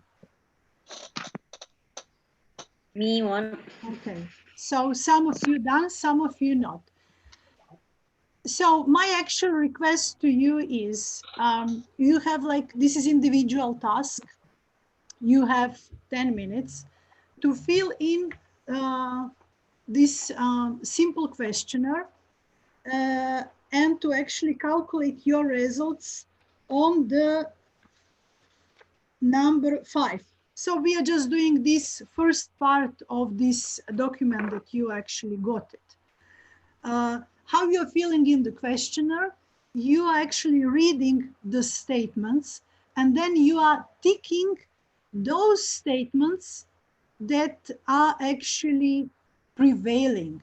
So that they are maybe 100% of you, or let's say like they are definitely you, or they are mostly you. So those that are absolutely not relevant for you at the moment, you are leaving blank. At the end, you will of course calculate those ticks, and then you will you calculate your results on the page 5. Yeah. Are you ready to start? Okay, 10 minutes.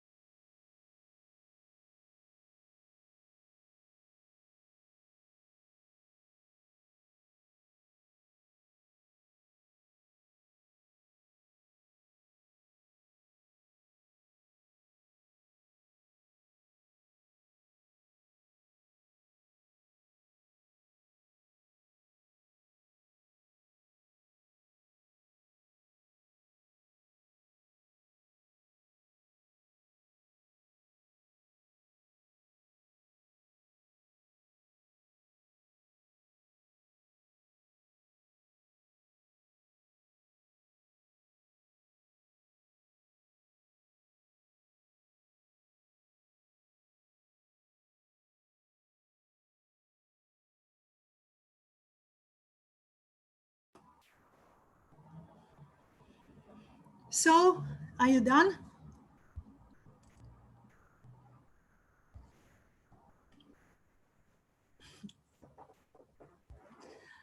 Okay, for the efficiency of the process, let's see how many activists we have. Can you in the chat just write A, those that are activists?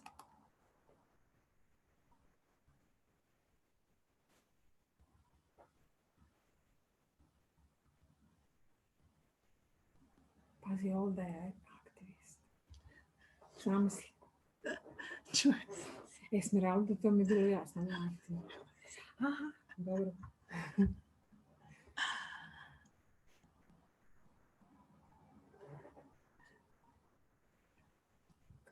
That's all? Esmeralda, ne vi? Samo. That's all.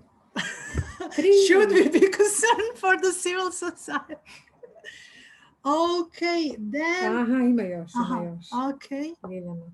Okay, then reflectors, just write R. Zoran je aktivist.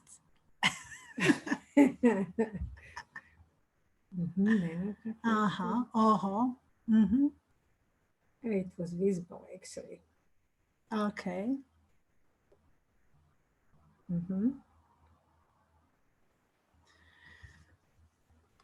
Interesting. So the theories, right? Just the first letter T. Bravo. T and A, okay. It's interesting how the T and, okay. Moratis theorist.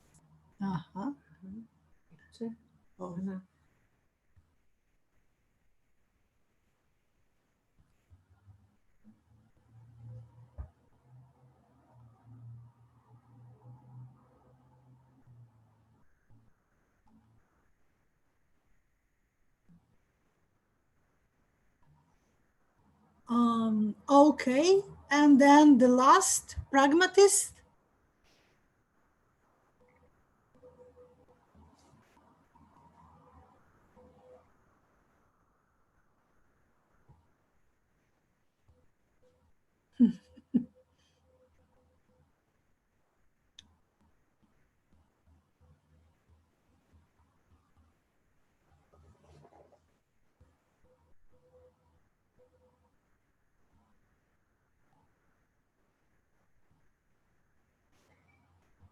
Actually, it was visible when they were talking about expectations.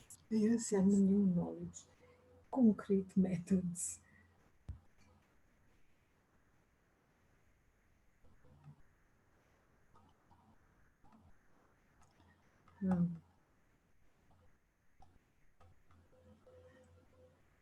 Amazing.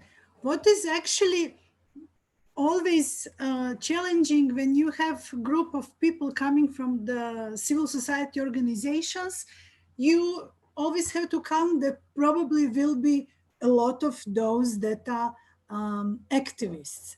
Our actually group showed a really interesting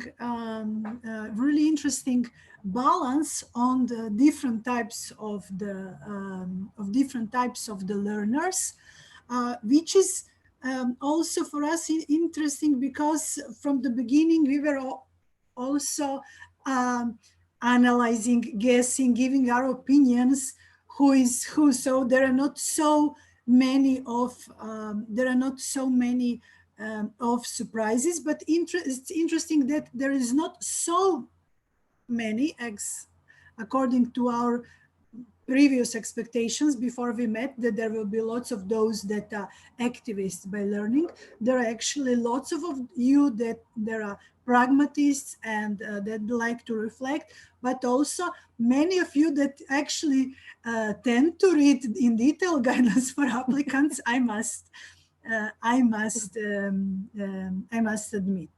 So thank you very much. Moving on to a next small group task. in which we are now having opportunity to apply input from the presentation. So your task we can actually go back to the original groups if we can get such a division now by Zoom and our actually technical assistance. And your task in small group will be that in limited time of 15 minutes, you actually define learning approach for different learning styles. So it should be, of course, in brief. And you will use as a support this material that actually I sent to you. So what can be for you very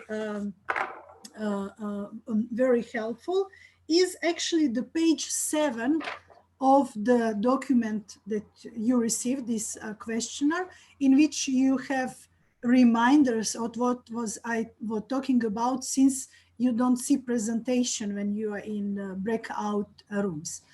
And your task is amazing. You know, how would you support a learning process on how to meditate,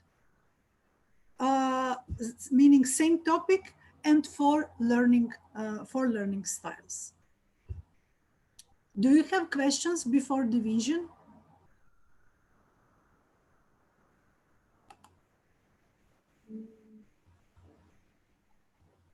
You are so quiet. And I know, especially those that I know a lot, you would not be so quiet on the spot.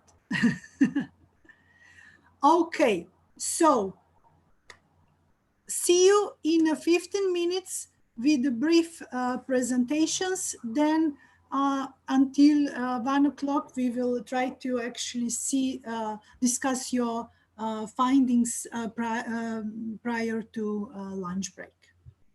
Okay? Okay.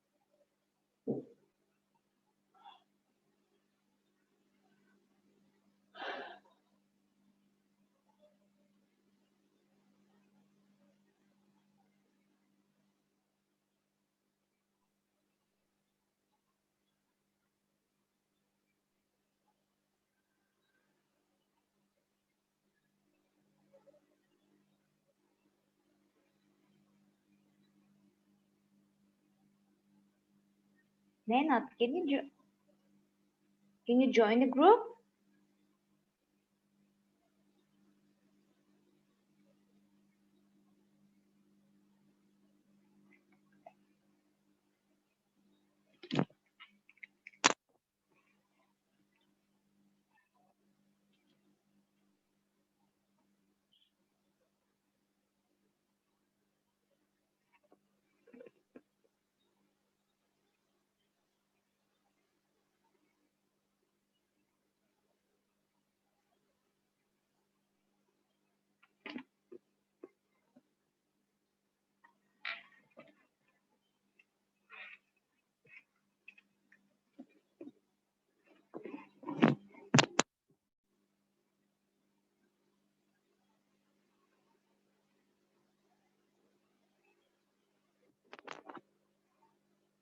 Hello.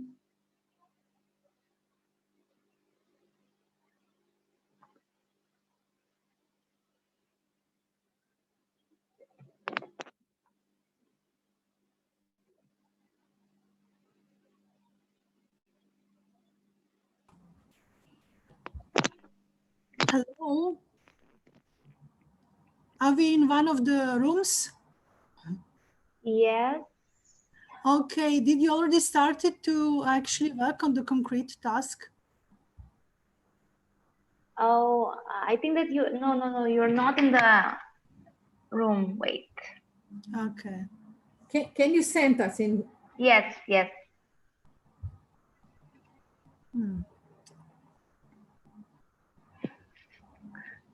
Did you receive a request to join? Not yet. We were just in one room. Okay, let me check now. And we What left about, that room. what about now? You're assigned to break out room 3. Oh. Okay.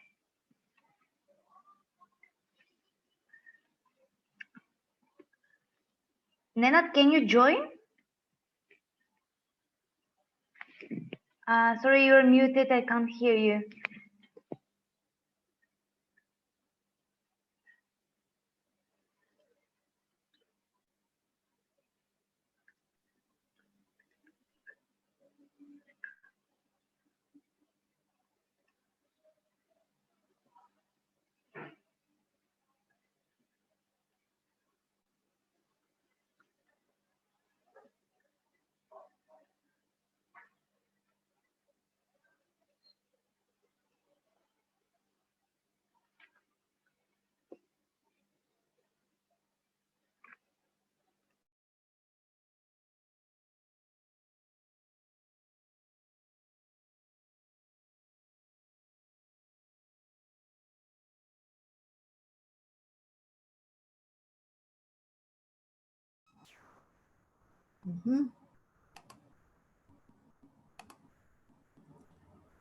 No, to jest mobili.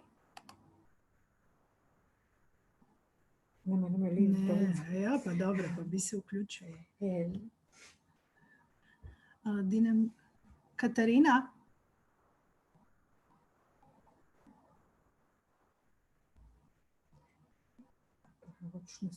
Počnu u chat pisati.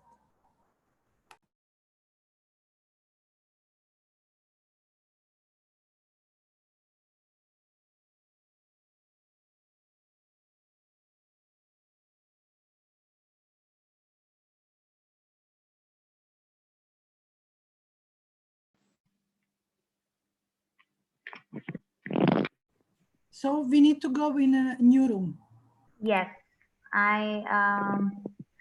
room 7 asked for help. Let me. Oh, you're already there. Can you join? No.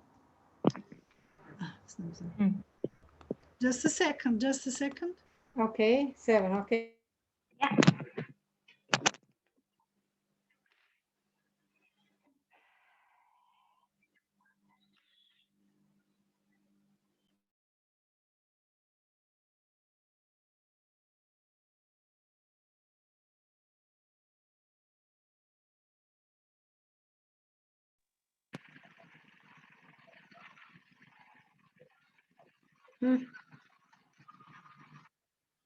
Hi. You're mute. I can't hear you. Sorry. I think our break. I'm at the break room 2, and I think we all are lost because we didn't catch what we have to do. Okay, I'll send Andrea. Thank you. In a bit. No worries. Okay, thanks. Bye.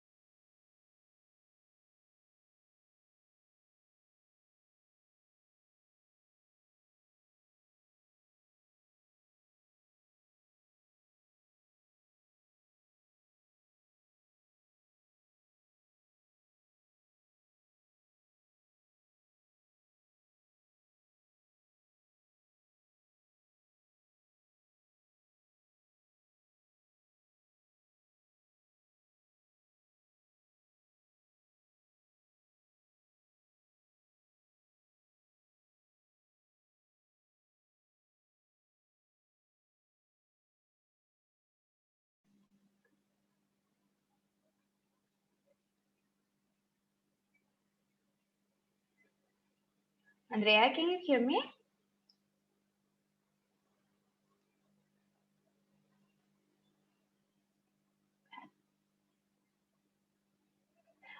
I can't hear you.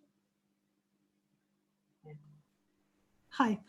Yeah, I put you in room 5. They need a bit of help as well. Okay. Can you just go there, please? Thank you.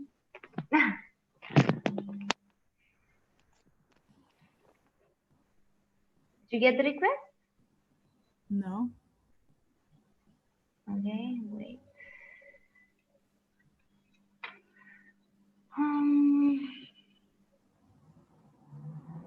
Put you in this one. Odina more. Now? Just a second. Is more.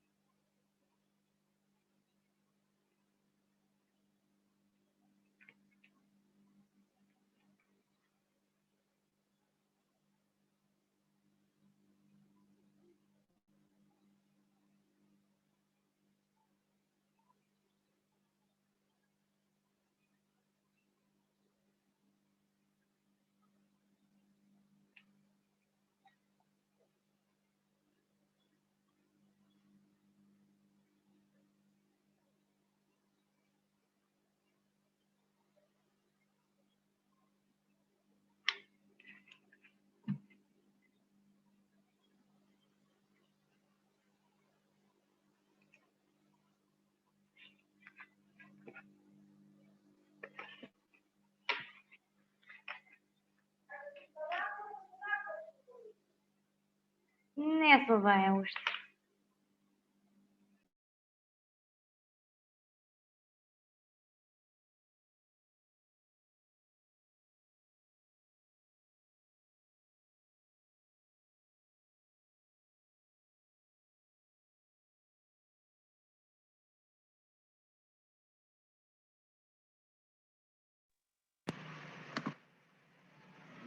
No, we are okay. Thank you.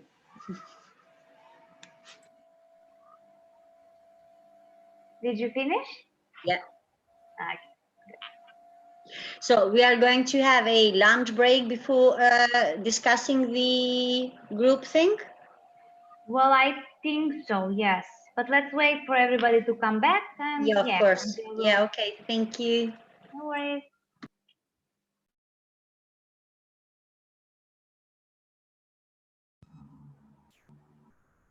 Okay, now we have to return to main session. So can you invite them to return to main session? Okay.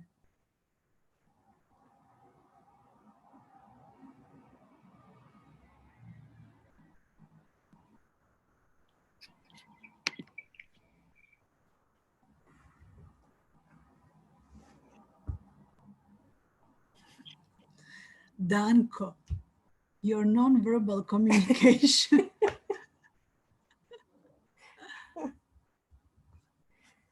But I think Danko is reflective. You think I'm worried? Or puzzled? Or both? No, I'm not worried, neither puzzled. So I'm just looking how to put the photo of meditation into the slide as quickly as possible.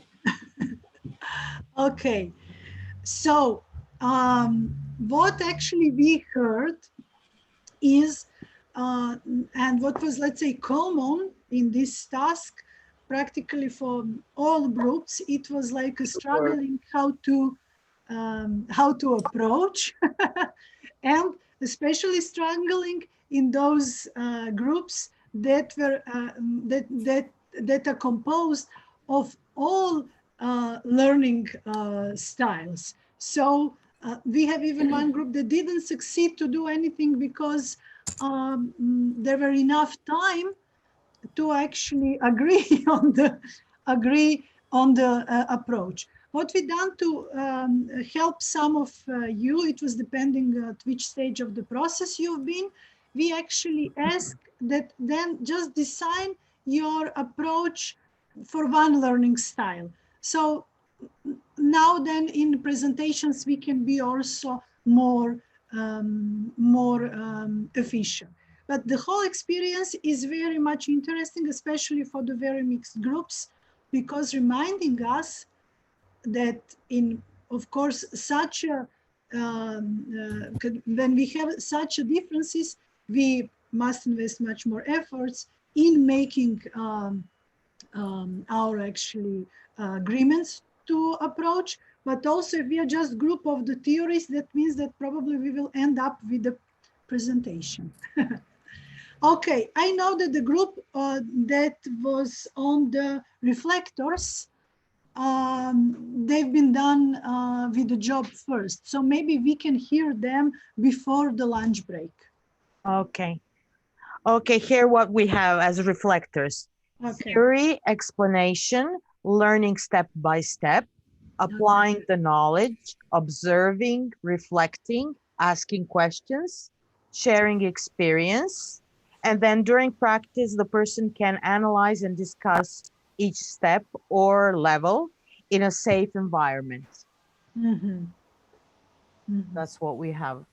Okay. Noted, And yeah. how to meditate for the reflection. Yeah, sorry. Yeah, how to meditate. Yeah. Okay. Okay. Katerina, thank you very much, Yelena. I see that Katerina is showing something, so I don't know whether she wants to jump in. Okay. Do you want to say, Katerina, something? No. Okay. So don't do this. Sorry, I was just okay. Sorry. Coming back to Yelena. Yeah.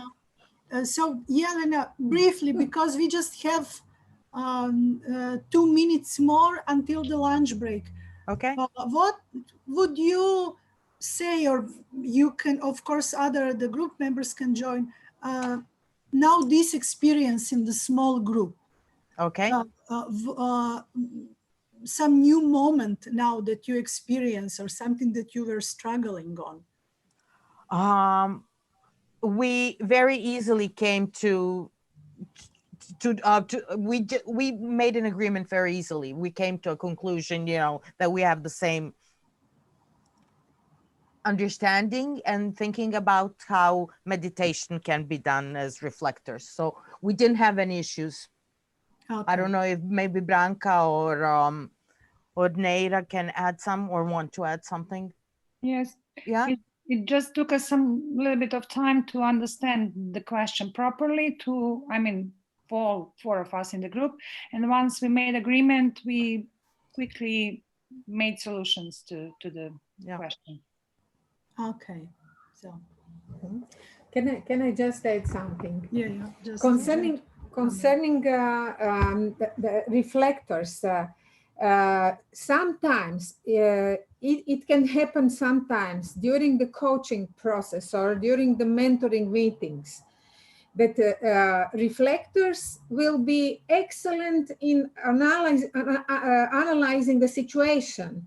But when we come to the options, solutions, what could be done, they could seem indecisible. So if it happened with the reflectors, when you recognize it, just let them sleep over and continue tomorrow or whenever. They just need time to process, to calm their minds, and suddenly at 6 o'clock in the morning, a high effect will appear. Don't force, just don't force. Okay.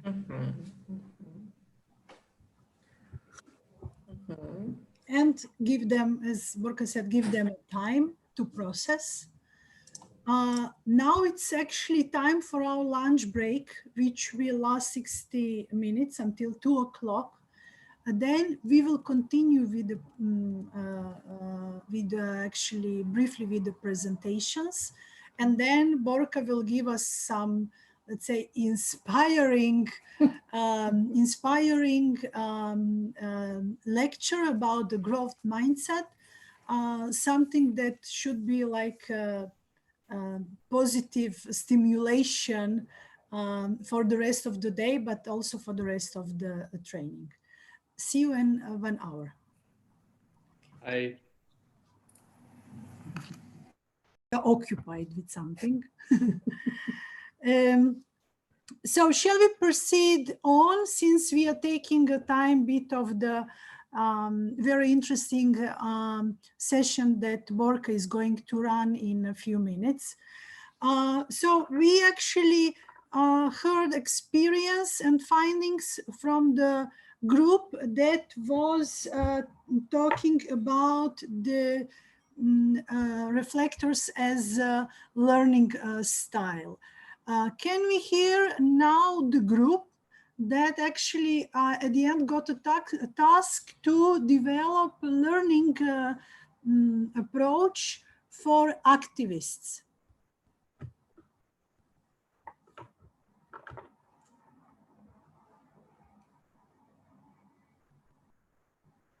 Now I have to, oh, now we see them more. Nothing. Well, I can do the presentation for the activists if there's no objection from Javeir or Nedam. Okay. Okay, please. It's the second time for me presenting from the same group. Okay. Okay.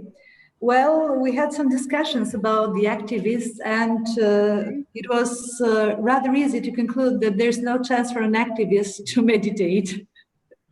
Anyway. Okay. How do you get the chance to make an activism settle down and meditate? Okay. Anyway, apart from the joke, in my opinion, being also an activism, thanks to the Cobb's Learning Style Questionnaire, I think that activists are very high risk for burnout. For this reason, they need some restorative time for increasing their effectiveness. So meditation is a very good tool for that. What can an activist do? He or she can pause for a moment and think about what is the most important thing at that right moment, and think about it, elaborate more about it, focus without distraction from other activities. Maybe short-term meditation might be better than long-term meditation, which is a suggestion from our member of the group. Since this is not an activist lifestyle, maybe practicing some art, it will be helpful in order to settle down for an activist and meditate. Anyway, the conclusion is that anyhow, the activist needs some time to find their own inner resources of equilibrium and peace. So meditation is very important. And we're very eager to hear from you some tips and tricks, me personally, on how an activist can settle down and meditate. Thank you very much, Olga. You know what is interesting, actually, when I was listening to you and how you actually approach it, the very valuable inputs on actually different ways of approaches, but also actually already thinking what would be the best solution for others, meaning for the possible learners.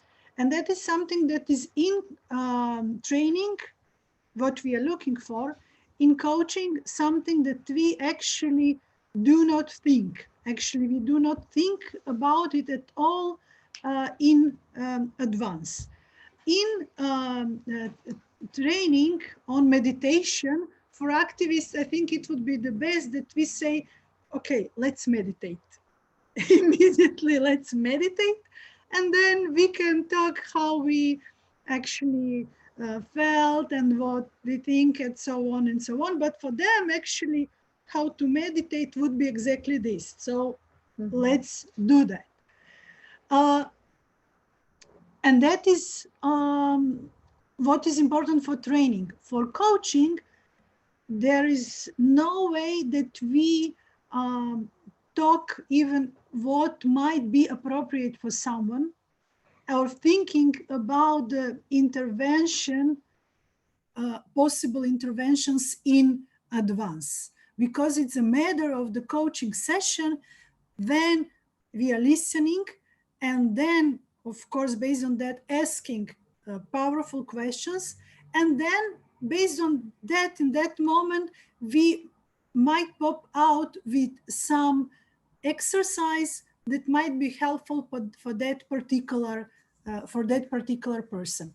Why I'm saying this? I'm just because your task was from the training point of view. I just want now, when actually giving feedback, let's say, provide on the higher level to see already a bit of difference comparing to coaching, where you are not instructing, not giving advices. And this is actually the most challenging part in the one development process. Concerning the activists, what might actually happen when you have activists as a coachee is that each coaching session is ending with some action steps. So ideas, what to do between coaching sessions in order to actually reach our goal. So it might happen that we have a coachee who is changing often those approaches to objectives of the coaching, or not conducting the action steps, or want to do more than is realistic. Then we have to intervene in order to say, so is it realistic that in 2 weeks you will really lost 10 pounds? Or that in 2 weeks you will, I don't know, prepare 3 proposals, etc. These are now on my mind. People that are activists might actually also tend to take a lot of work on themselves. You certainly know that, especially from the civil society sector, because they immediately want to conduct changes, want actions, etc. Okay. Thank you very much to the group of activists. Borka, do you want to add anything? Yes, just one thing which would be good to know for coaching and mentoring. Activists likes experience, and during those sessions, conversation of mentors and mentees, or coaching session, it's very good for you to have own examples if necessary, but as much often as possible to ask from a coachee, if you recognize it's activist in the front of you, give me example. Can you compare with this example? Do you remember when you were in the same situation that time? Can you compare this? Just to evoke some experiences which will make the way of thinking and process of thinking of activists more fruitful. Thank you very much. As we said, the point of the coaching is not giving advices, because in coaching we believe that person that is coachee has its own resources already to conduct changes. So these resources can be based in knowledge, definitely in experience, or knowing the people that can help, and especially evoking the situations in which I was looking excellent, or in which I was really successful, very satisfied, etc. Or if you know somebody who has yes. This kind of experience. Okay, let's now move to the group which was developing concept for theorists. Yes, I was part of the group. I will present the group findings about the theorists. we were quite diverse group, I'd say. The experience was that we discussed shortly. We needed only a brief explanation of the exercises once again. We discussed shortly, and I guess we agreed easily on everything. The first thing when you need to actually provide the learning experience or learning style for theories, it's to present them the story behind the process, actually to give them some kind of purpose why they should do it, because we believe that the question why is always on in their head. And also the theories, they will probably like to be very well prepared because they want to study. So beforehand, materials, handouts, guidelines would be necessary in order to prepare themselves and to be able to recognize in what they are actually getting into. In connection to this, we believe also that they need to be offered a couple of alternatives or options, for example, schools of meditation. So to read it, to present it, to discuss it, and to actually decide on their own what is their the most beneficial option for them. They would definitely need more time because they like to talk and discuss about things without any pressure. But let's say they need to have a long-term goal of why they will enter in the process of meditation at first place. And of course, all the style needs to be open. They need to have discussion, question and answers, and they need to actually rethink over all of the things. So these were like 5 points for our group about the style, about theories. Excellent. Thank you very much, Marian. The theorists would probably, before coming to course how to meditate, first actually read several manuals about meditation to compare approaches, to check which one is the best, probably that how also will approach to deciding which course or training would actually select. So it would be a very, careful, very careful studying. Okay, let's move on those that are pragmatists. We were pragmatists. I know. Can we share screen or like go like this? Pragmatist. Oh, we're Pragmatist would you. Yeah, very, very briefly. Pragmatists think that to share screen is much better for us. Yeah. So like in only 5 steps, on the basis of what we actually read in the handout that you delivered to us, we would also deliver handouts and share videos about meditation to our pragmatists, coaches or participants, trainees. Also, we would ensure that we will have an example of celebrity who applies meditation in her or his everyday life as a role model. Through the whole process, we would link the meditation to the effectiveness in their jobs, explaining the benefits why meditation can also help them in their professional life. Also, we would introduce follow-up meditation exercises with feedback of participants, sharing their experience from practicing meditation. And finally, try to apply mentorship over some longer time period with like time to time reflections, how this is working. Yeah. Impressive. Yeah, it seemed like you actually turn into the group of pragmatists while preparing this, which is excellent. That happened, even it was not envisaged as like to play roles. But thank you very much. We walked in their shoes. Yes, yes, yes. And you really succeeded. Yes. Thank you very much. Okay. Thank you to the group. Amazing. Okay, and we now have to hear one more group, it was mixed. We didn't approach to them with, because we, when we entered into the room, we were listening their discussions, and then we decided that they're already deeply in the task, so there is no need for our intervention.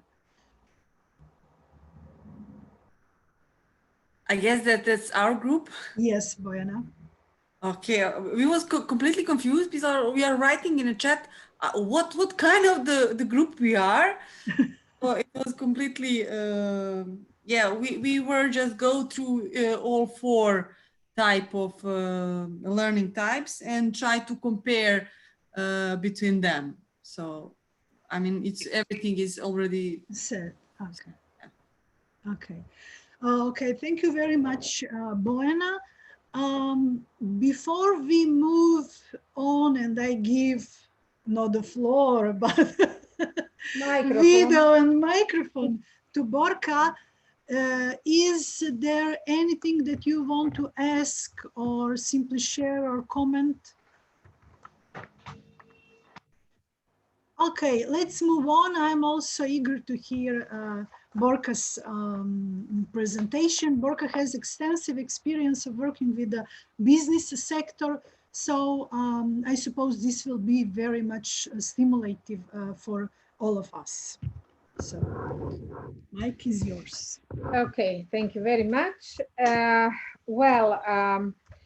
Now we, as you show, we use the principle of bottle, and at the moment we move further in more details about learning, grow, and some kind of barriers to grow.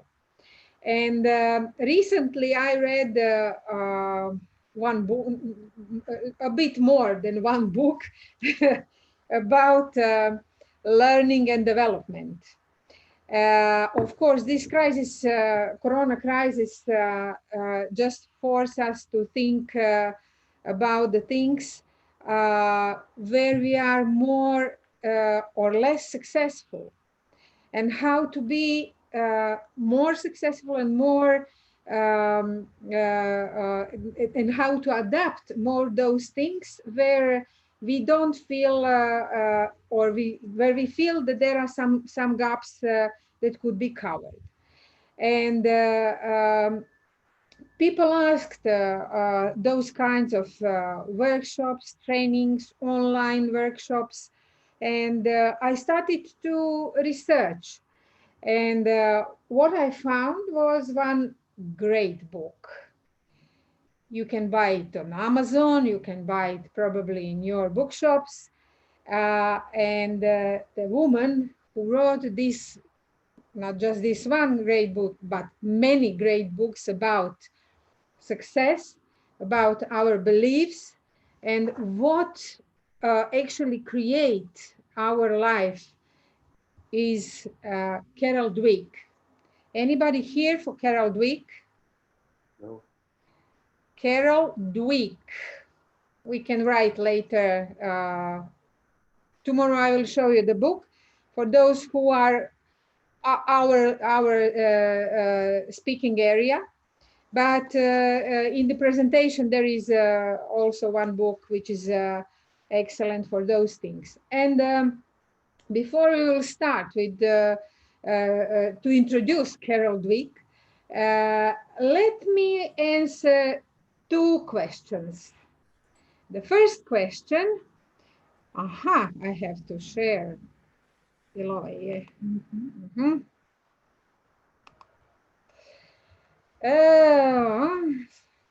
Andrea, evo ga. Mislim da će...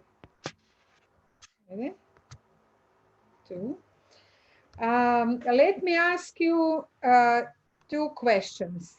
First question was, what are the characteristics of very successful people?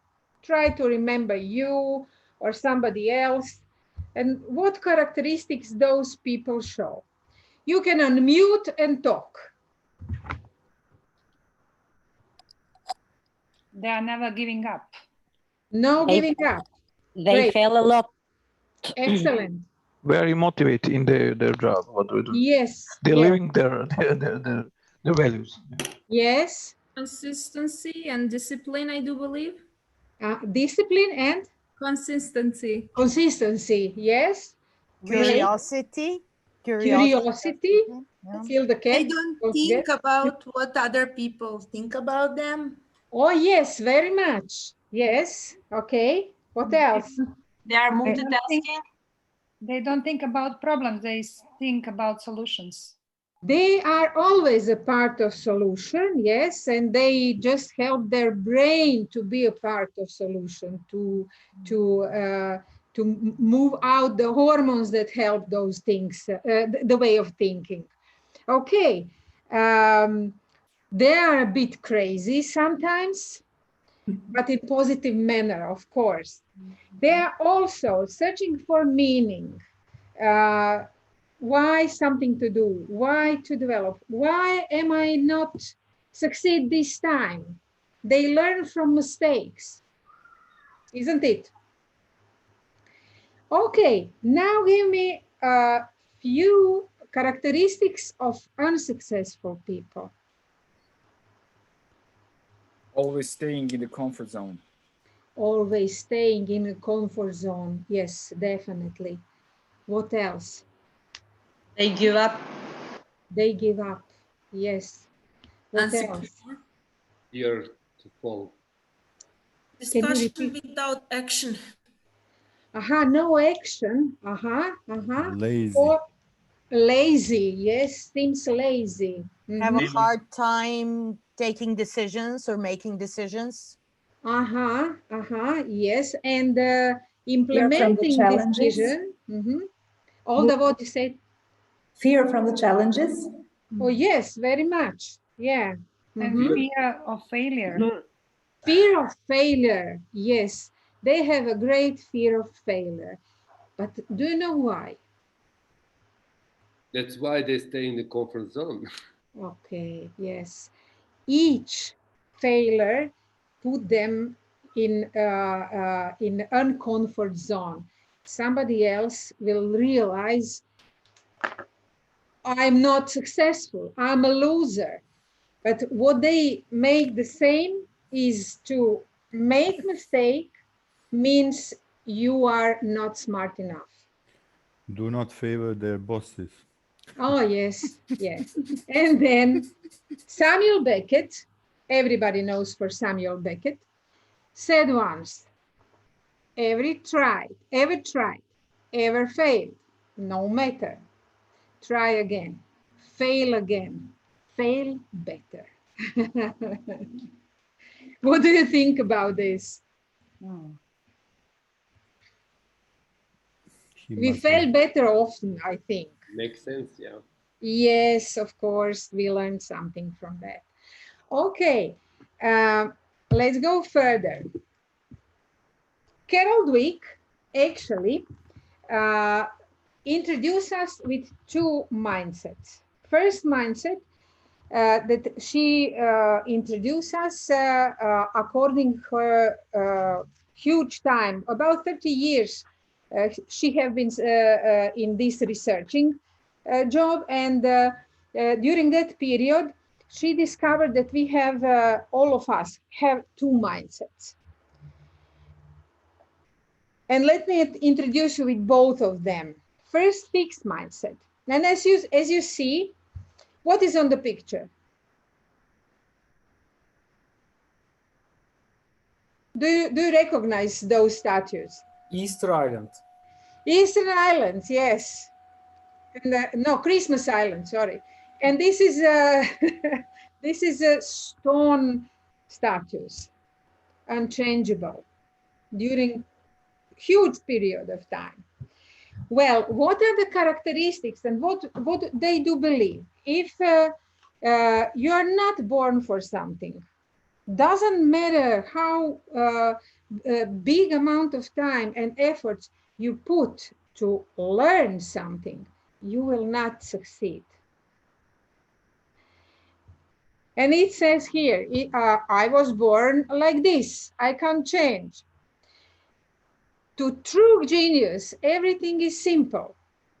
Hard work means that you are less intelligent. I'm charismatic, so I'm the born leader. For talents, they believe that it is more important to have the talent than to invest in own development. Each person inherits intelligence, talents, and personality, and it's static, doesn't change during the time, and of course, it has a close connection with my strengths and my weaknesses. Concerning my strengths and my weaknesses are the part of my personality and the part of the things that I'm born with. So it means I can do anything, but it doesn't change. The same thing is when the change comes from outside. When the change occurred, what do you think? What people with fixed mindset do? When change occurred, and we all are faced with the change. Maybe they think they cannot do anything with that, with new change. Stick to their own patterns of doing. Yes, I can't do anything. You cannot think out of the box. Absolutely. Danko says. Absolutely, yes. Hard work, if I don't get, I'm not enough intelligent. So if I can't follow the change, it's better to do the things that I know how to do and know what to do than to do something that is really not the part of my personality. Because it's a simple, I'm as such. I can't change. I don't learn actually. They do not take a risk also. What do you think why they do not take a risk?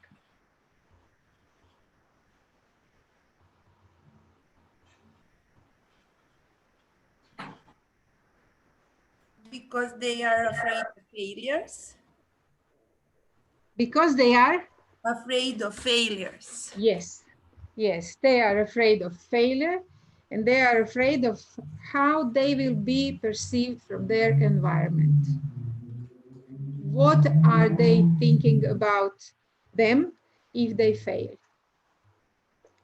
Are they thinking about, I beg your pardon? Okay. Or I was going to ask a question. Or can it be that they take too many risks? Because as I understand, on the other side of the coin, there are those who think that they can do anything. Yes. Like the born leader. Yes, I didn't hear which also may cause to failure. Can you repeat? I didn't hear. I was saying that maybe some of them take too many risks because they believe that they can do anything, even though they do not have the skills maybe or the information, relevant information, for instance. And then concerning their previous experience, they just continue to be stuck in a fixed mindset. And they also fail because they can't adopt. Absolutely. They have too much trust in themselves. It could be, yes, it could be. Okay, anybody else has something to add or to ask? Have you met already those kind of people? Yes, we all met those kind of people. Okay, let's go further. Sorry, do you think, I mean, I guess that this author is putting like that in her book, but like, is that really in life that there are people with fixed mindset versus people with open mindset? Or that from time to time we can display fixed mindset, and from time to time we can display open mindset. What your experience said to you? I think that it's changing, you know. Of course, we're developing, we're open mindset. Of course, we can close our mindset as well. Yes, yes, yes. But there are no such thing as like two different natural born kind of people, you know. Yes, yes. We have both mindset. But what is important in that is to be aware, to recognize when we are in fixed mindset and why,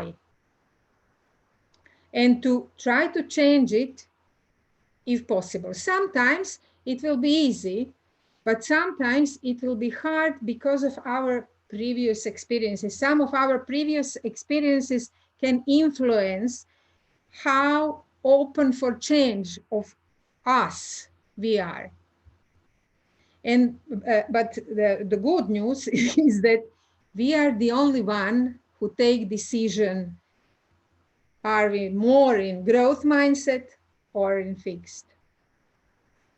And you on this slide you see this is a book that you can find on internet, and some more interesting characteristics of people of fixed mindset. They are everyday experts. They know everything, and they do not have to learn anymore. You know, when I was talking with Andrea, and we try to make some connections, Andrea reminds me also on my grassroots work. I was grassroots activist for 15 years in the war and after the war.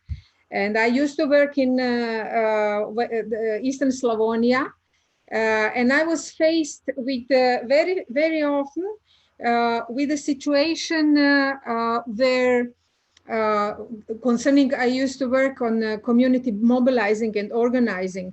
I was faced with the situation where people said, we should do that. We should clean the channels. No way. There is somebody who has to do that. Always is somebody who is guilty. And always is somebody else who has to do something for a fixed mindset. And second example is probably you have the same situations with the post offices. Well, at the beginning of 2000 in Croatia appears a lot of different delivery services like DHL, like overseas, like I don't know what, ever express. And you know what happened, or can you imagine what happened with our post? Which was, they had a monopoly in Croatia on this thing. And they were faced with crucial change that changed people's life, people who are their users, but also internal users, people who work in post. It was very hard for them. Some people went to pension. Some people just couldn't adapt and left. But some people stay. And those who stay actually start to deal with some new things, new technology, digital technologies, some new approach to customers and customer service, and some demanding environment where there was those post services who were very quick, has different sorts of services that classical post that didn't have. And you know, at that moment, at that time, I worked with them, and I met I was faced with a lot of people who has this fixed mentality at that moment. Maybe this time fixed mindset appear because of fear of something. And it is also very, very often cause of fixed mentality. But as soon as people realize that they function majority of time under this fixed mindset, it's better. It's a bigger possibility to change.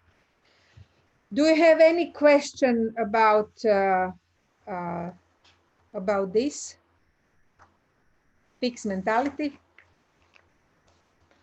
Okay, do you want to know what is growth mentality? Yes. Okay. Well, we have also growth mentality. And if you see this small cartoon, please read it.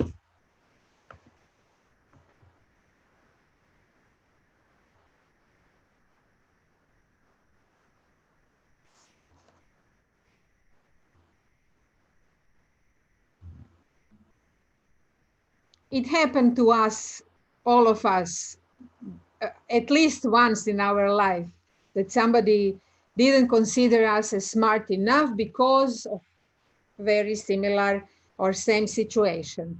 But it is not. Growth mentality, as you see here, actually believe that if you put enough effort in your try, in your learning, it means that you will be a great. Very big difference than fixed mentality. Persons with growth mentality have an attitude. If I don't try, if I don't develop my talents, if I don't put some, if I don't invest in that, there is no harvest. And they are not afraid of new situations, of experiments, of so-called adventures in learning. They also believe that intelligence and talents are developing throughout life. And the recent researches really prove that we are not born with certain amount of IQ. We can develop it. It depends on how much we invest in ourselves, but also depends on the environment where we are live or where we are moving. The effort, careful planning, and lifelong learning are vital for success. Of course, because the matter of success, the matter of talent in success, can you imagine what would be the percentage?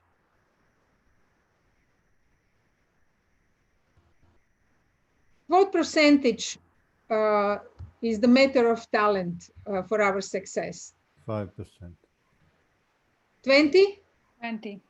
Uh-huh. 10. Yes. 5%. Uh-huh. Mm-hmm. Some new researches says just 5%. Why is it as such? Because we live in very fast changing environment. Do you know for VUCA world?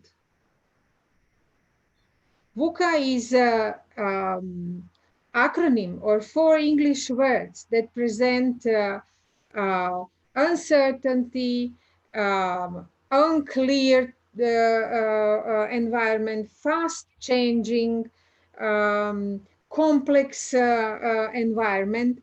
And if we do not swim in this environment, our talents are just disappearing. So 95% is the role of our effort, hard work, and our will, our attitude, our belief. Just 5% goes on talent. So it means if we have, and some researchers say that we all have more than 300 talents, but we can't develop all 300, of course. But if we develop some of them, we can be successful, we can feel successful, and we can have good results and happiness in our life. And do you know the story about Michael Jordan? Anybody know that story? All of us knows who is Michael Jordan. Michael Jordan, believe or not, was actually not the part of first team while he was on college. His trainer says that he's not much more talented than the others. But you know what was the result of his work, of his hard work. And in one interview, he said this, I have missed more than 9,000 shots in my career, 9,000 shots. I've lost almost 300 games. 26 times I've been trusted to take the game-winning shot and missed. I failed over and over and over again in my life. And that's why I succeed. And in some new recent history, NASA actually took in consideration all those researches of Carol Dweck and changed the policy of employment. Before they employed those candidates who were very successful in so many fields. After that, in the past few years, they changed it. They are focused on those who failed some very big deal, but woke up as a phoenix. So it means why? Can you tell me what do you think why is as such?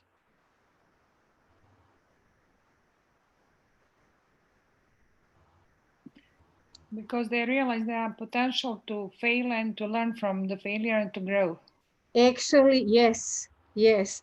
And their potential doesn't depend on how they feel, then how they approach to development, approach to mistake. And they are examples of growth mentality. And what do you think why we are talking about all of this?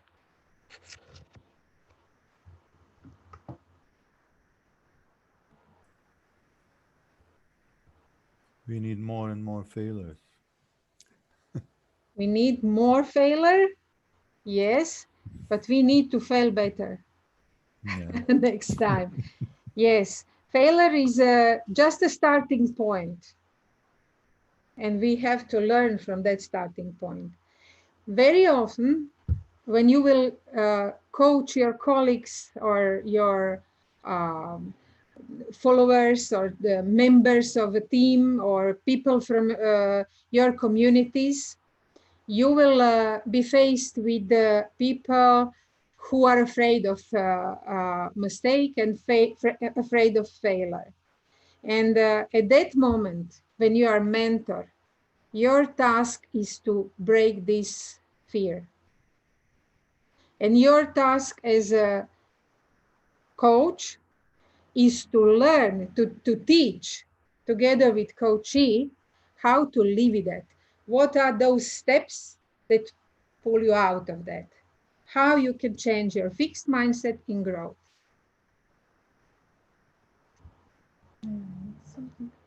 Andrea.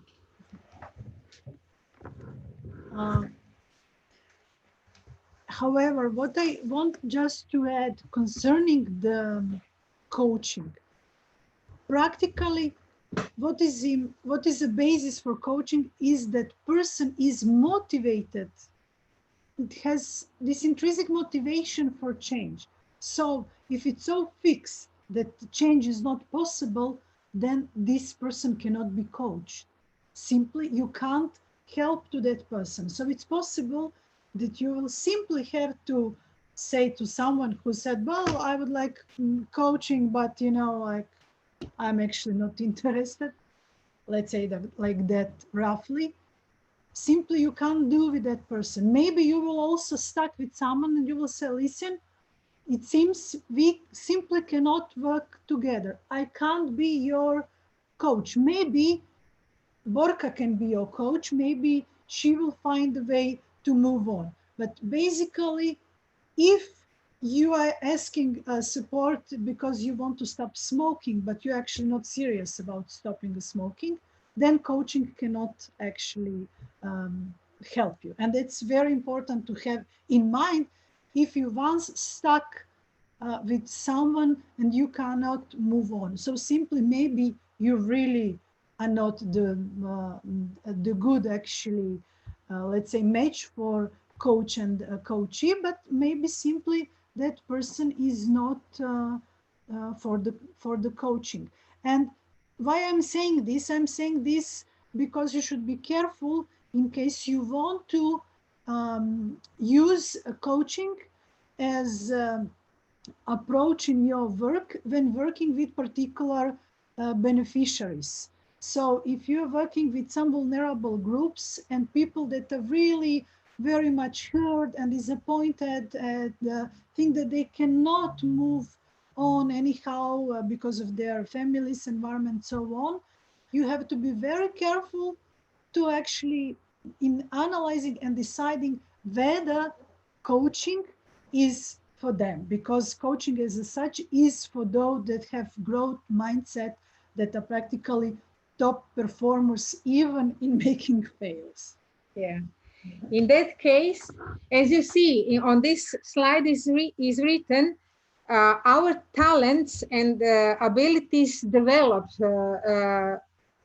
through hard work, learning, and seeking help from others.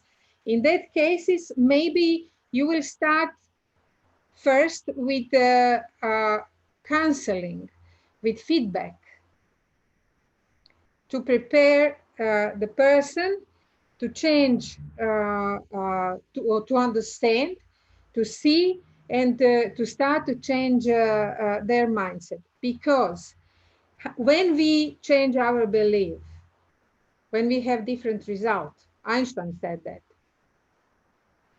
to change our, to get different results and to change our belief, somewhere in between those two things is one space where I have to change behavior, because behavior brings another result, new result.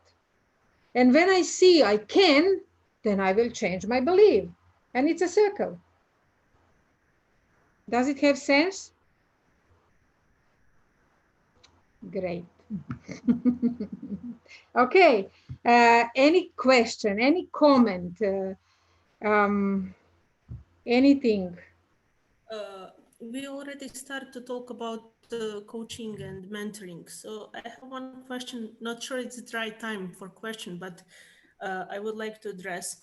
If, for example, we already start with some coaching or mentoring, and we have interruption from other person in that process, from other person who think that can help that process or should help in that process. So how we can avoid the influence of that persons who is going to interrupt in our coaching or mentoring process.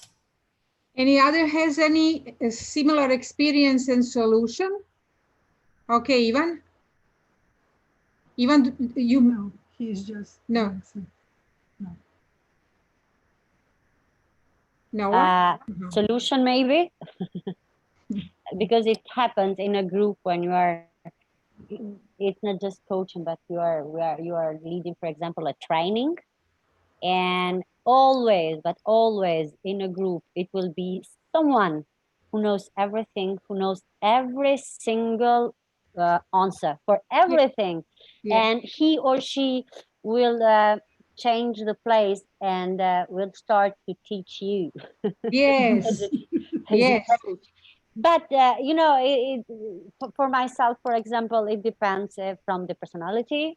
It Yes. depends, how calm are you? First of all, you should be calm. Because if you lose calm, this is from my experience, it's not good at all. Yeah. Second, you have some ground rules at the start of the training or coaching or something else. So you have the ground rules, the base rules before starting the training, and then to do and to see during the training. These are main, I mean, the main points that I personally follow. Oh, yes, yes. And Esmeralda, when you said there is always one person who knows everything, as you see, fixed mindset, it's everyday expert. They know everything. But when it's the time to make action, to show this expertise, they will even relativize the problem. Okay, thank you.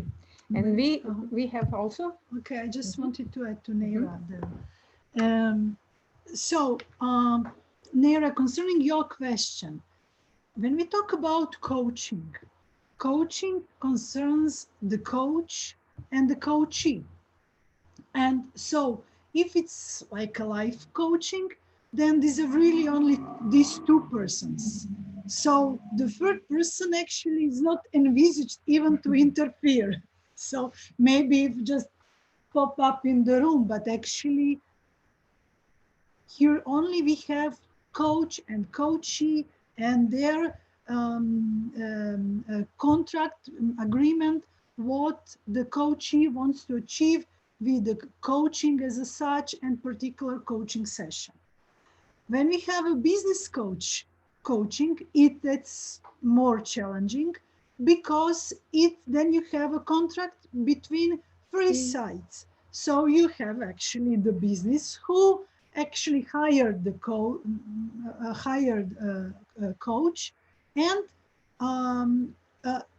in that sense, coach also has a task to achieve something with particular team member or with particular team as such. And of course, they have to report on it, on achievements, or they will be visible after some period of time. But again, this is again the process between the coach and coachee or coachees as such. So the CEO is not envisaged to participate in those sessions among the coach and the coachee. They actually cannot interfere, otherwise that's not coaching at all, and that's important to have that in mind. And actually it's very much similar, practically the same with mentoring. So there are no interventions from the further sides in that sense into the process as such. Neira, can you tell me when you ask that question, who is that person that you mentioned? I was talking about, I mean, a question based on the experience, of course, because I was working with some women organization in the rural area. So we train them and try to develop their capacity. So how to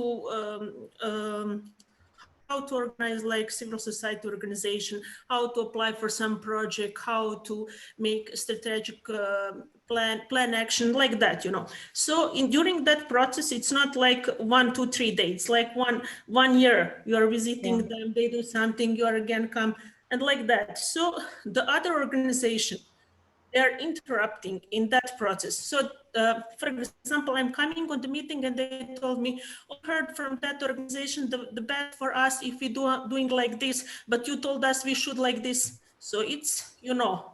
So that's why I'm asking, Because if we have colleagues from other organization, it's not somehow nice that we said, okay, that advice from that colleague is not good for you. Don't don't follow that. Listen to me. But it's somehow we should handle that situation. Yeah. You know. Yes. You will see when we will go further in coaching, maybe very soon.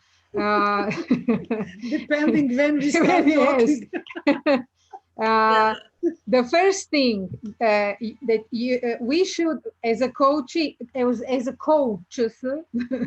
we have to make clear agreement between us, coachee, and the third party. Clear agreement. This is what if it's not one standing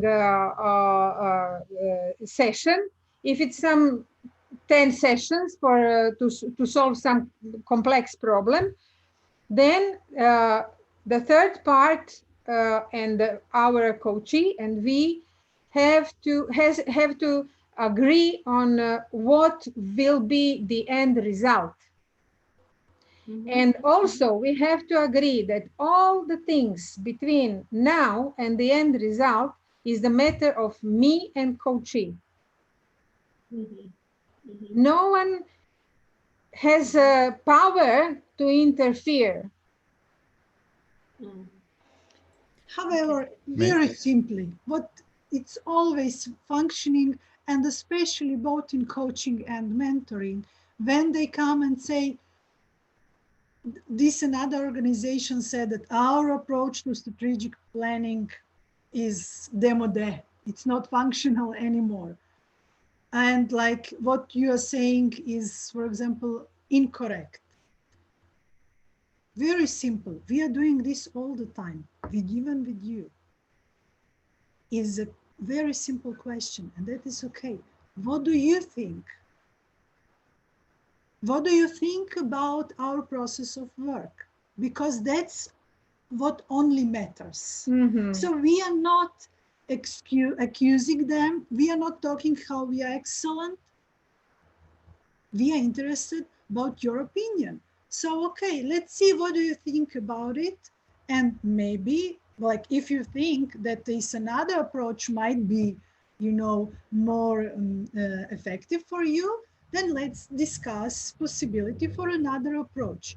But in that process of the coaching and of the mentoring, you, our coachee, mentoree, our client, whatever, how we will call that beneficiary of our services, is the most important. And what that person needs, think, feels, and want to actually change and achieve.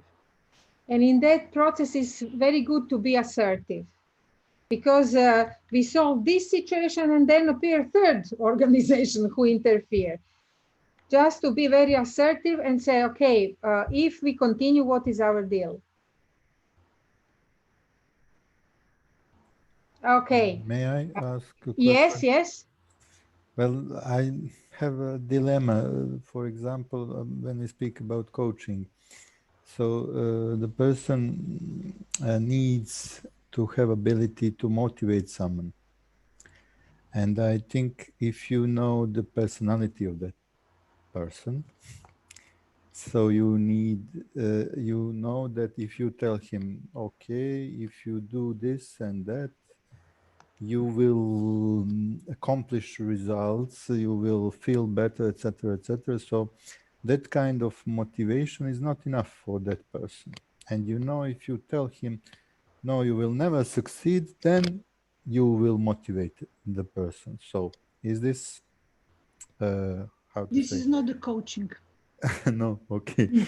But this is it correct? No, this is to not have this kind of approach. Yes, just to be simple, this is not the coaching at all. But you accomplish the exactly. In coaching, you are listening and asking questions. You can deal with dilemmas, but you are not questioning motivation. First of all, for coaching as such, you don't need any information about your coachee. So you're not making this social anamnesia. So it doesn't matter where this person lives, how old is she or he, what they're actually doing, and so on. You can even do great coaching without like knowing the field of their work, and they can come to the coaching session saying, I'm looking for motivation to move on with my project. But you are not here to motivate them. They will, with your actually support of the coaching process, let's say, start doing on this. But you cannot motivate them, that's for sure. If there is a formula how to motivate others, we would be excellent parents and we will be excellent employers. But there is no such a formula. For this kind of thing, you have Kenneth Blanchard, Situational Leadership. Excellent books, where he exactly described the 4 styles of leadership that motivate people, or keep as much big in as much big motivation as it's possible. His books you can find also on internet. It's a very well-known 1-minute manager, and a lot of different titles. I will try to see tomorrow and send you through chat. And the answer about motivation you can find in his book. He's an author who provide great things. He's the first who launched Servant Leader, something that will prepare us and those who work with us, who are our beneficiaries, to finally return to human and take this approach, because this is the only way how we will survive all these things and stay normal. Okay, we might now also a bit confuse you, because we started to actually dig a bit in the topic of the coaching and mentoring. We of course have structured information for that. That was supposed to be the last session and beginning of tomorrow. Maybe to see Borka now, shall we move on the exercise? Yes. Okay, let's move on the exercise. As you see, now we are going to have a exercise so-called Key People. And please, the first part of this exercise is individual. And try to think about persons, people in your life who had an impact on what you are now, who had a great influence on your being, on your choices, on your decision, and which help you to be what you are now and where you are now.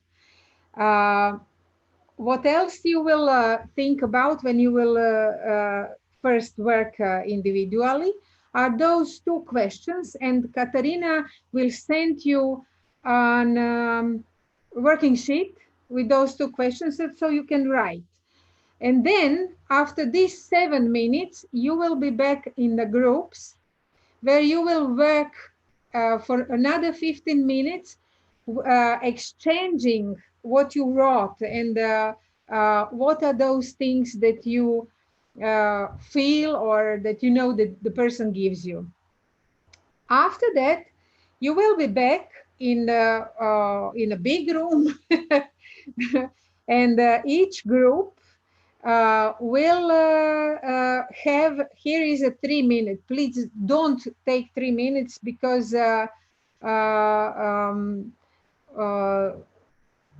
you will there is 1 to 2 minutes is really huge time. You can say a lot. And here are 3 bullets. What these people have in common. What do you have in common or similar when it comes to feelings? And how do you perceive their contribution? This is three questions for conclusion. You can follow those 3 questions. So please make print screen or make a photo, whatever, of this slide, because now you will, after 7 minutes, you will go to your breakout rooms. Now you will have time to think individually. Katarina, please put the file in the chat window.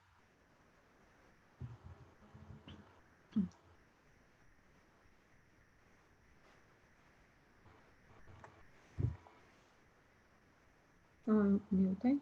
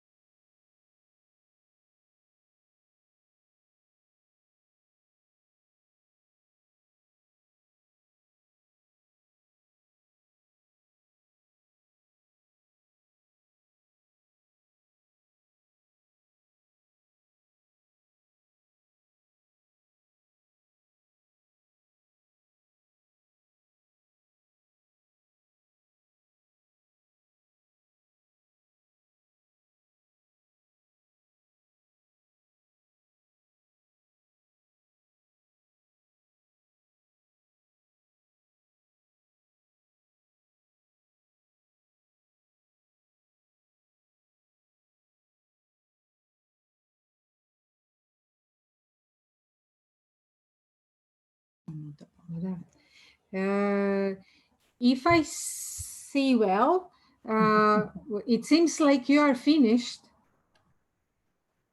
Are you? Even before 7 minutes? With individual work, yeah. With individual work. Just, you see, Ece put some finger up. Just put the finger up if you are finished. No, okay, okay, okay.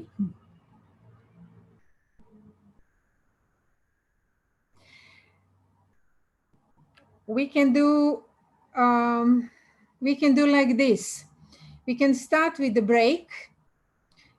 You, those who are not finished can finish in the next 10 minutes. And then we will go during the break. I hope you are very close to the end. And during the, after the break, we will go to the breakout rooms. Is it okay? Okay, good. Is the break 10 minutes? In 10, yeah, it will be 10 minutes. We are sorry we bit shorten it because time is on not so much on our side at the moment. So we'll have 10 minutes break and then you're starting to work in small groups.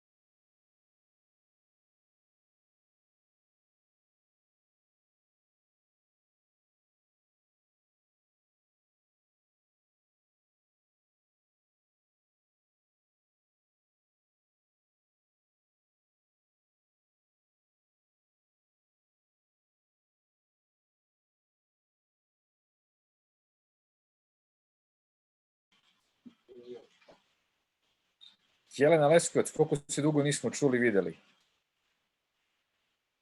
Unmute. Unmute. Pa da, jako dugo. Evo, svi te pozdravljaju iz kancelarije, iste ekipa.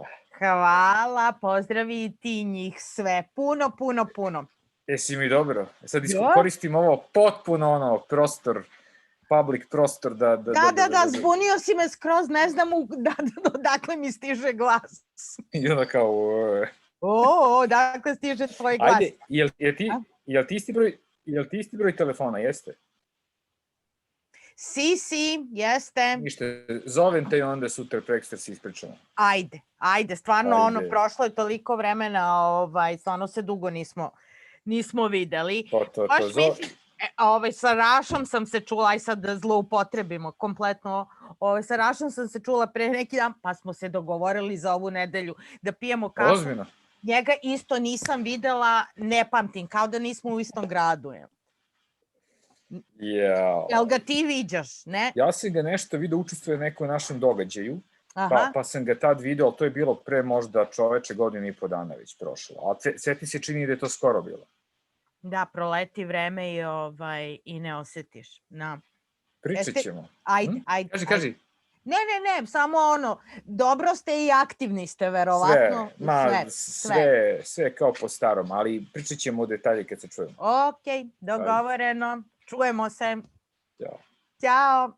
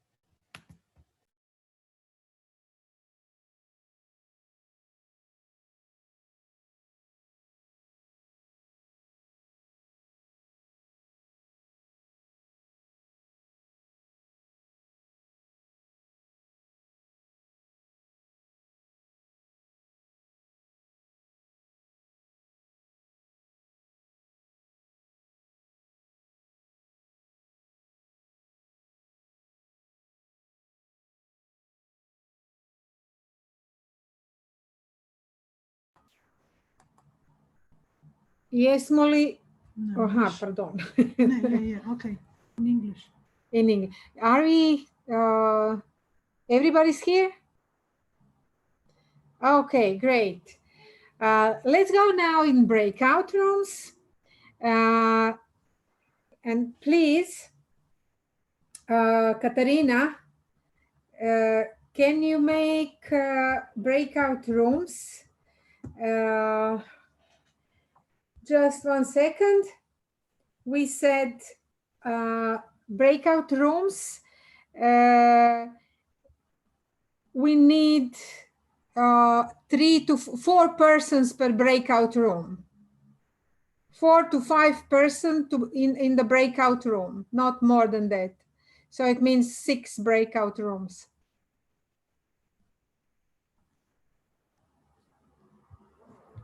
Katarina? Sorry, I was muted. Yeah, just give me a second because I already created them with 3 person per group. I just need to rearrange it. Just give me 1 minute, please. She is in the kitchen room.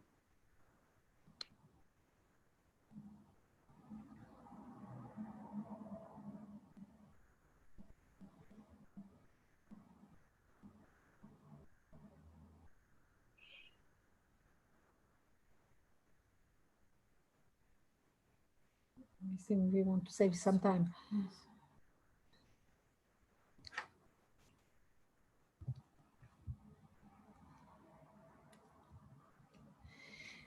Okay, while we are waiting for breakout rooms, was this task hard?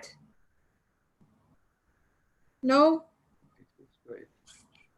That's nice. Yeah. For me, it was like easy because I already know the persons who Yeah. have much more influence in my life. So yeah. Yes, yes. Actually, we all have 1, 2, 3 persons who were great for our future choices. And definitely, I thought it won't be a hard task for you. Okay, we are ready to go. Excellent. I'm See opening you them. in 15 minutes. We will visit you sometimes. Okay.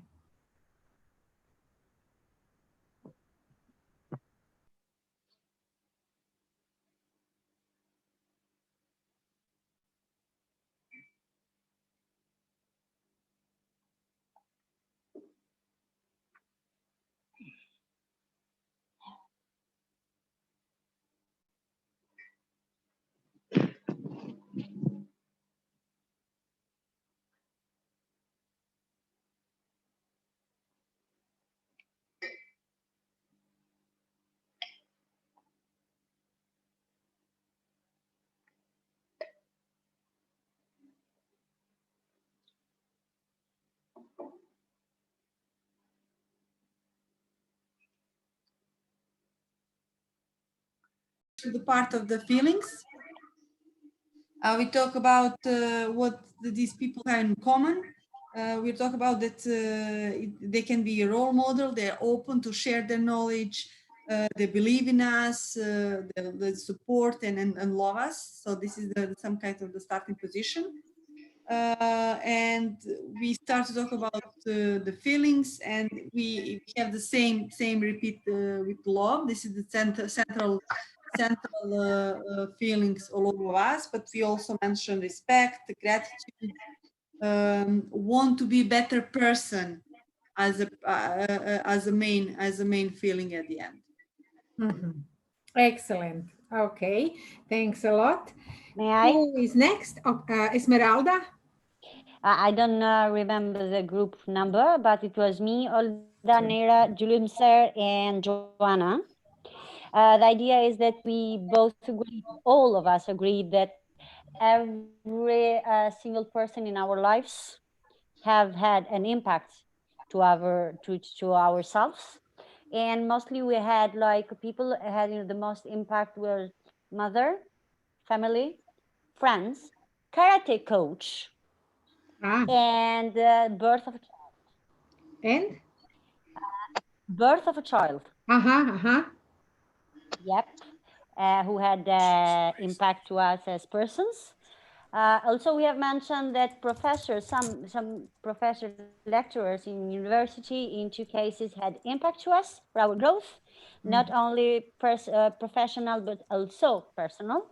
We have learned that a pair of parents in our group were so eager to have children independent. For me, it's very important, and it's very good thing, in fact. And it was very touching, the coach at the Karate Club that has raised a very nice, head coach, very nice lady, professionally, personally right now. And what else? Life lessons. We have learned life lessons. We have eternal gratitude for them. I'm speaking about feelings, respect and love, of course. And as mentioned before, how do we perceive the impact to us that they help us to grow, not only professionally, but also personally. And they all have in common role models and inspiration, motivation to all of us. Thank you for the time. Thank you. Who is next? I can do Bianca? Okay, these people are people that we meet in our personal professional life. It can be one or few that made impact on us, but what they had in common is optimism. They were energizing all the time. They had readiness to share their knowledge and experience. They were inspiring. They had a hope, but also they were providing support, and they had persistence. About feelings, it's respect, admiration or appreciation, gratitude, and somehow trust that's something that we share in that common space. So that's from our side, from the group number 6. Excellent. Thank you. Great. Another group? I think that's the last one. Last one, I think. Okay, Eche.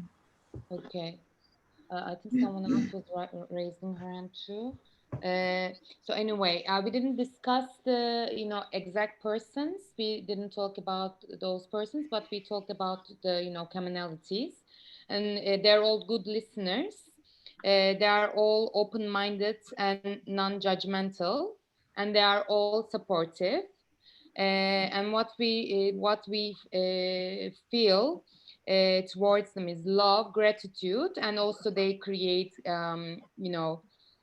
we also talked to some extent the feelings that they created in us, not towards themselves necessarily, but one of them was curiosity about life and everything. So they kind of encourage that in our lives. And also about their impact, about their role in our lives. They are very vital and they are very impactful. So these were the common points. Excellent. Thanks a lot. So I wrote some of yours. There's one more group. Oh, sorry. Yes. Sorry. Yes, this, I guess, I don't know, the Who is talking? third group. Valentina, and I was in a group with Danko, Liliana, and Dushko from Research Center in Bosnia, right? Who else was it? That's it. Yep. Yeah. And yes, Ivana from Track Foundation, Serbia. We actually divided all our key people in our life, family people and business related people.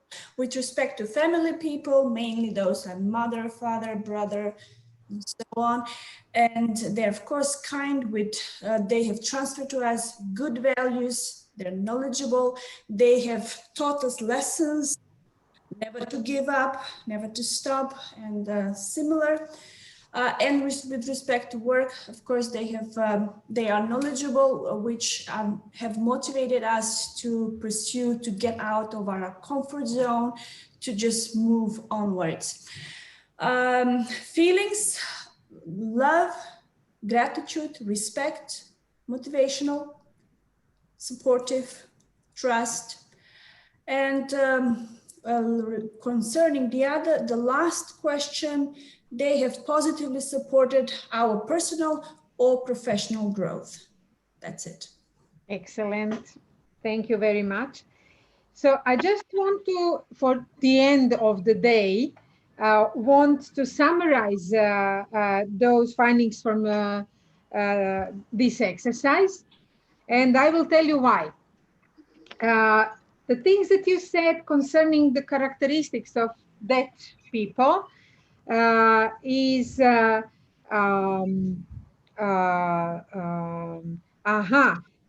inspire curiosity, move us out from the comfort zone. They have optimism, they have energy, they are ready to share whatever.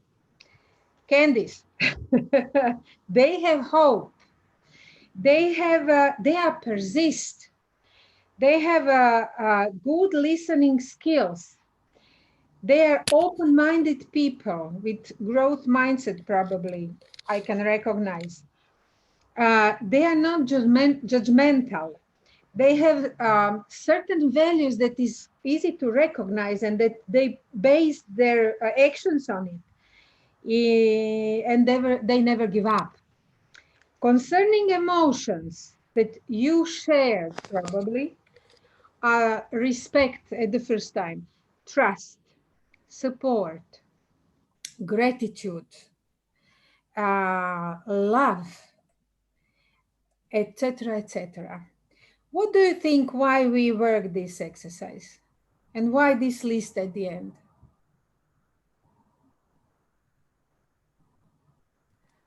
Go home happy. I beg your pardon? To go home happy. To go home happy, yes, one reason. Another? Maybe it's something that we should have in our personality if we would like to be good, successful coach trainers. Great. This is something that these characteristics, maybe we can have all of them, of course, we will be supermen and superwomen in that case. But these characteristics leave people remember us and leave people remember what we do with them. So keep it in mind and go home happy. Yeah. And I would like to thank you for this great day. You are really great group of people. It was a pleasure to work with you, to talk with you, although I missed one huge channel that gives me more when I work in physically normal trainings. This is this emotional channel, but somehow we discovered this emotional channel slowly, I think. And I thank you for that. Thank you. Have a good time this evening and see you tomorrow morning. And just, Andrea. Yes, I will just, because we approach the end of our time. Unfortunately, we didn't fulfill what we planned, and it's one session left. That will be, of course, our session for tomorrow morning, because it's very important, because why actually coaching and mentoring are relevant for CSOs. You can actually also think until the morning to actually see what was the most impacted you today, what is actually triggering to discuss more. Now, when we of course know the group and how much time we need concerning comparing to what we planned, we will then also a little bit adjust our approach. So how do you feel?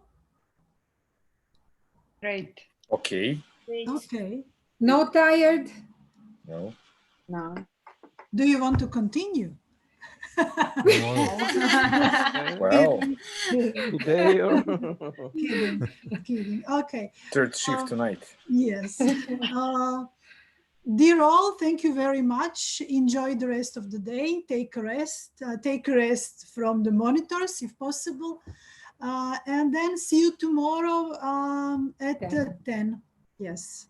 Okay. Ciao. Thank you. Bye. Bye. Bye bye. Bye bye. Bye.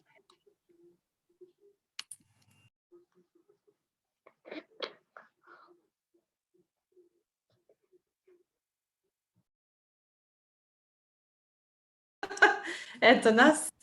Eto nas, da. Ej, super ste bile. Svaka čast. Bravo. Ali, znaš šta, grupa je fenomenalna. Odlična. Fenomenalna. Fenomenalna, da. Jeste, fenomenalna. Da. Jeste stvarno super. Je, i oni su svjesni stvari koje ne možemo, jel? I dosta su fokusirani i onda to je ok ovako kad su fokusirani, onda se može i konverzirati ovako, jel? Dakle može ići dvosmjerna komunikacija, jel? Eto. Hvala ti, Tanja, za ove i za Carol Dweck i za Blancharda, Situational Leadership, šta si im poslala. Da. Ja sam samo na srpskom stavila spelling, pa je posle Ivan, ali vidiš, Ivan se uključio pa je dao sa Wikipedije na engleskom. Eto. Jer sam na nekoj našoj psihopolisu u Srbiji, znaš. Aha, vidiš, da, oni vjerojatno, jer oni imaju onda i obje knjige. Imaju, sve im je i na engleskom. Super, ima više nek kod nas zapravo, da. Kad odem u Vulkan, ne znam izaći. Da. Keti, hvala puno za podršku. Hvala ti, Katarina. I stvarno vrlo si brza, što je u svemu ovome, ja stalno se bojim. Šta će, nemoj dirati ništa. Tako da hvala puno i mislim da si cijeli dan s nama i stvarno si sve posložila. U fokusu. Da. Meni je bilo, и мени ми беше, айде на македонски, много интересно. От suzdržinski aspekt, така да uživав и аз. Hvala vi na vas. Pa super. Odlično. Super. Kako ćemo sutra? Hoćemo u isto vrijeme da se nađemo ili... Aha, mi možemo... Ili kasnije? Pa možemo i 9:15. Kasnije, sad smo se uhodale, da. 10 počinjemo. A danas smo se u 9:30 našli. Dobro, da budemo sigurni da je sve tehnički ok, znaš, da ne bi za svaki slučaj. 9:20. A danas smo se u 9:30 našli. A onda u 9:30, ok. Mislim, Znaš šta, u 9:30 da mi provjerimo, a onda se mi možemo mutati, maknuti. Odmoriti 10-15 minuta, Tako je, ali da budemo sigurni da sve funkcionira, tehnika je tehnika. Katarina, ovako kako smo danas u drugom dijelu radili breakout room, se tako nastavljamo i sutra. Ja tebi kažem kad budemo imali ove radne listove, isto ti kažem da imaš, sada idemo u vježbu tu i tu, ima radni list, ti točno naziv radnog lista, sutra je jedna vježba, ima jedna vježba sutra sa tim. I to je to. Super. Dobro, svi zadovoljni, svi sretni. Svi smo a kad bude sutra na kraju, to sam htjela da vas zamolim, sutra na kraju ta mala mini evaluacija odnosno feedback koji ćete prikupiti, hoće li imati nešto da se slika ili snimi ili nešto? Ja hoću da se falim kako je dobar trening, to razumete? Ove zvanične evaluacije, hoću da imam neko mjesto da pokažem. Pa mislim možemo to snimati.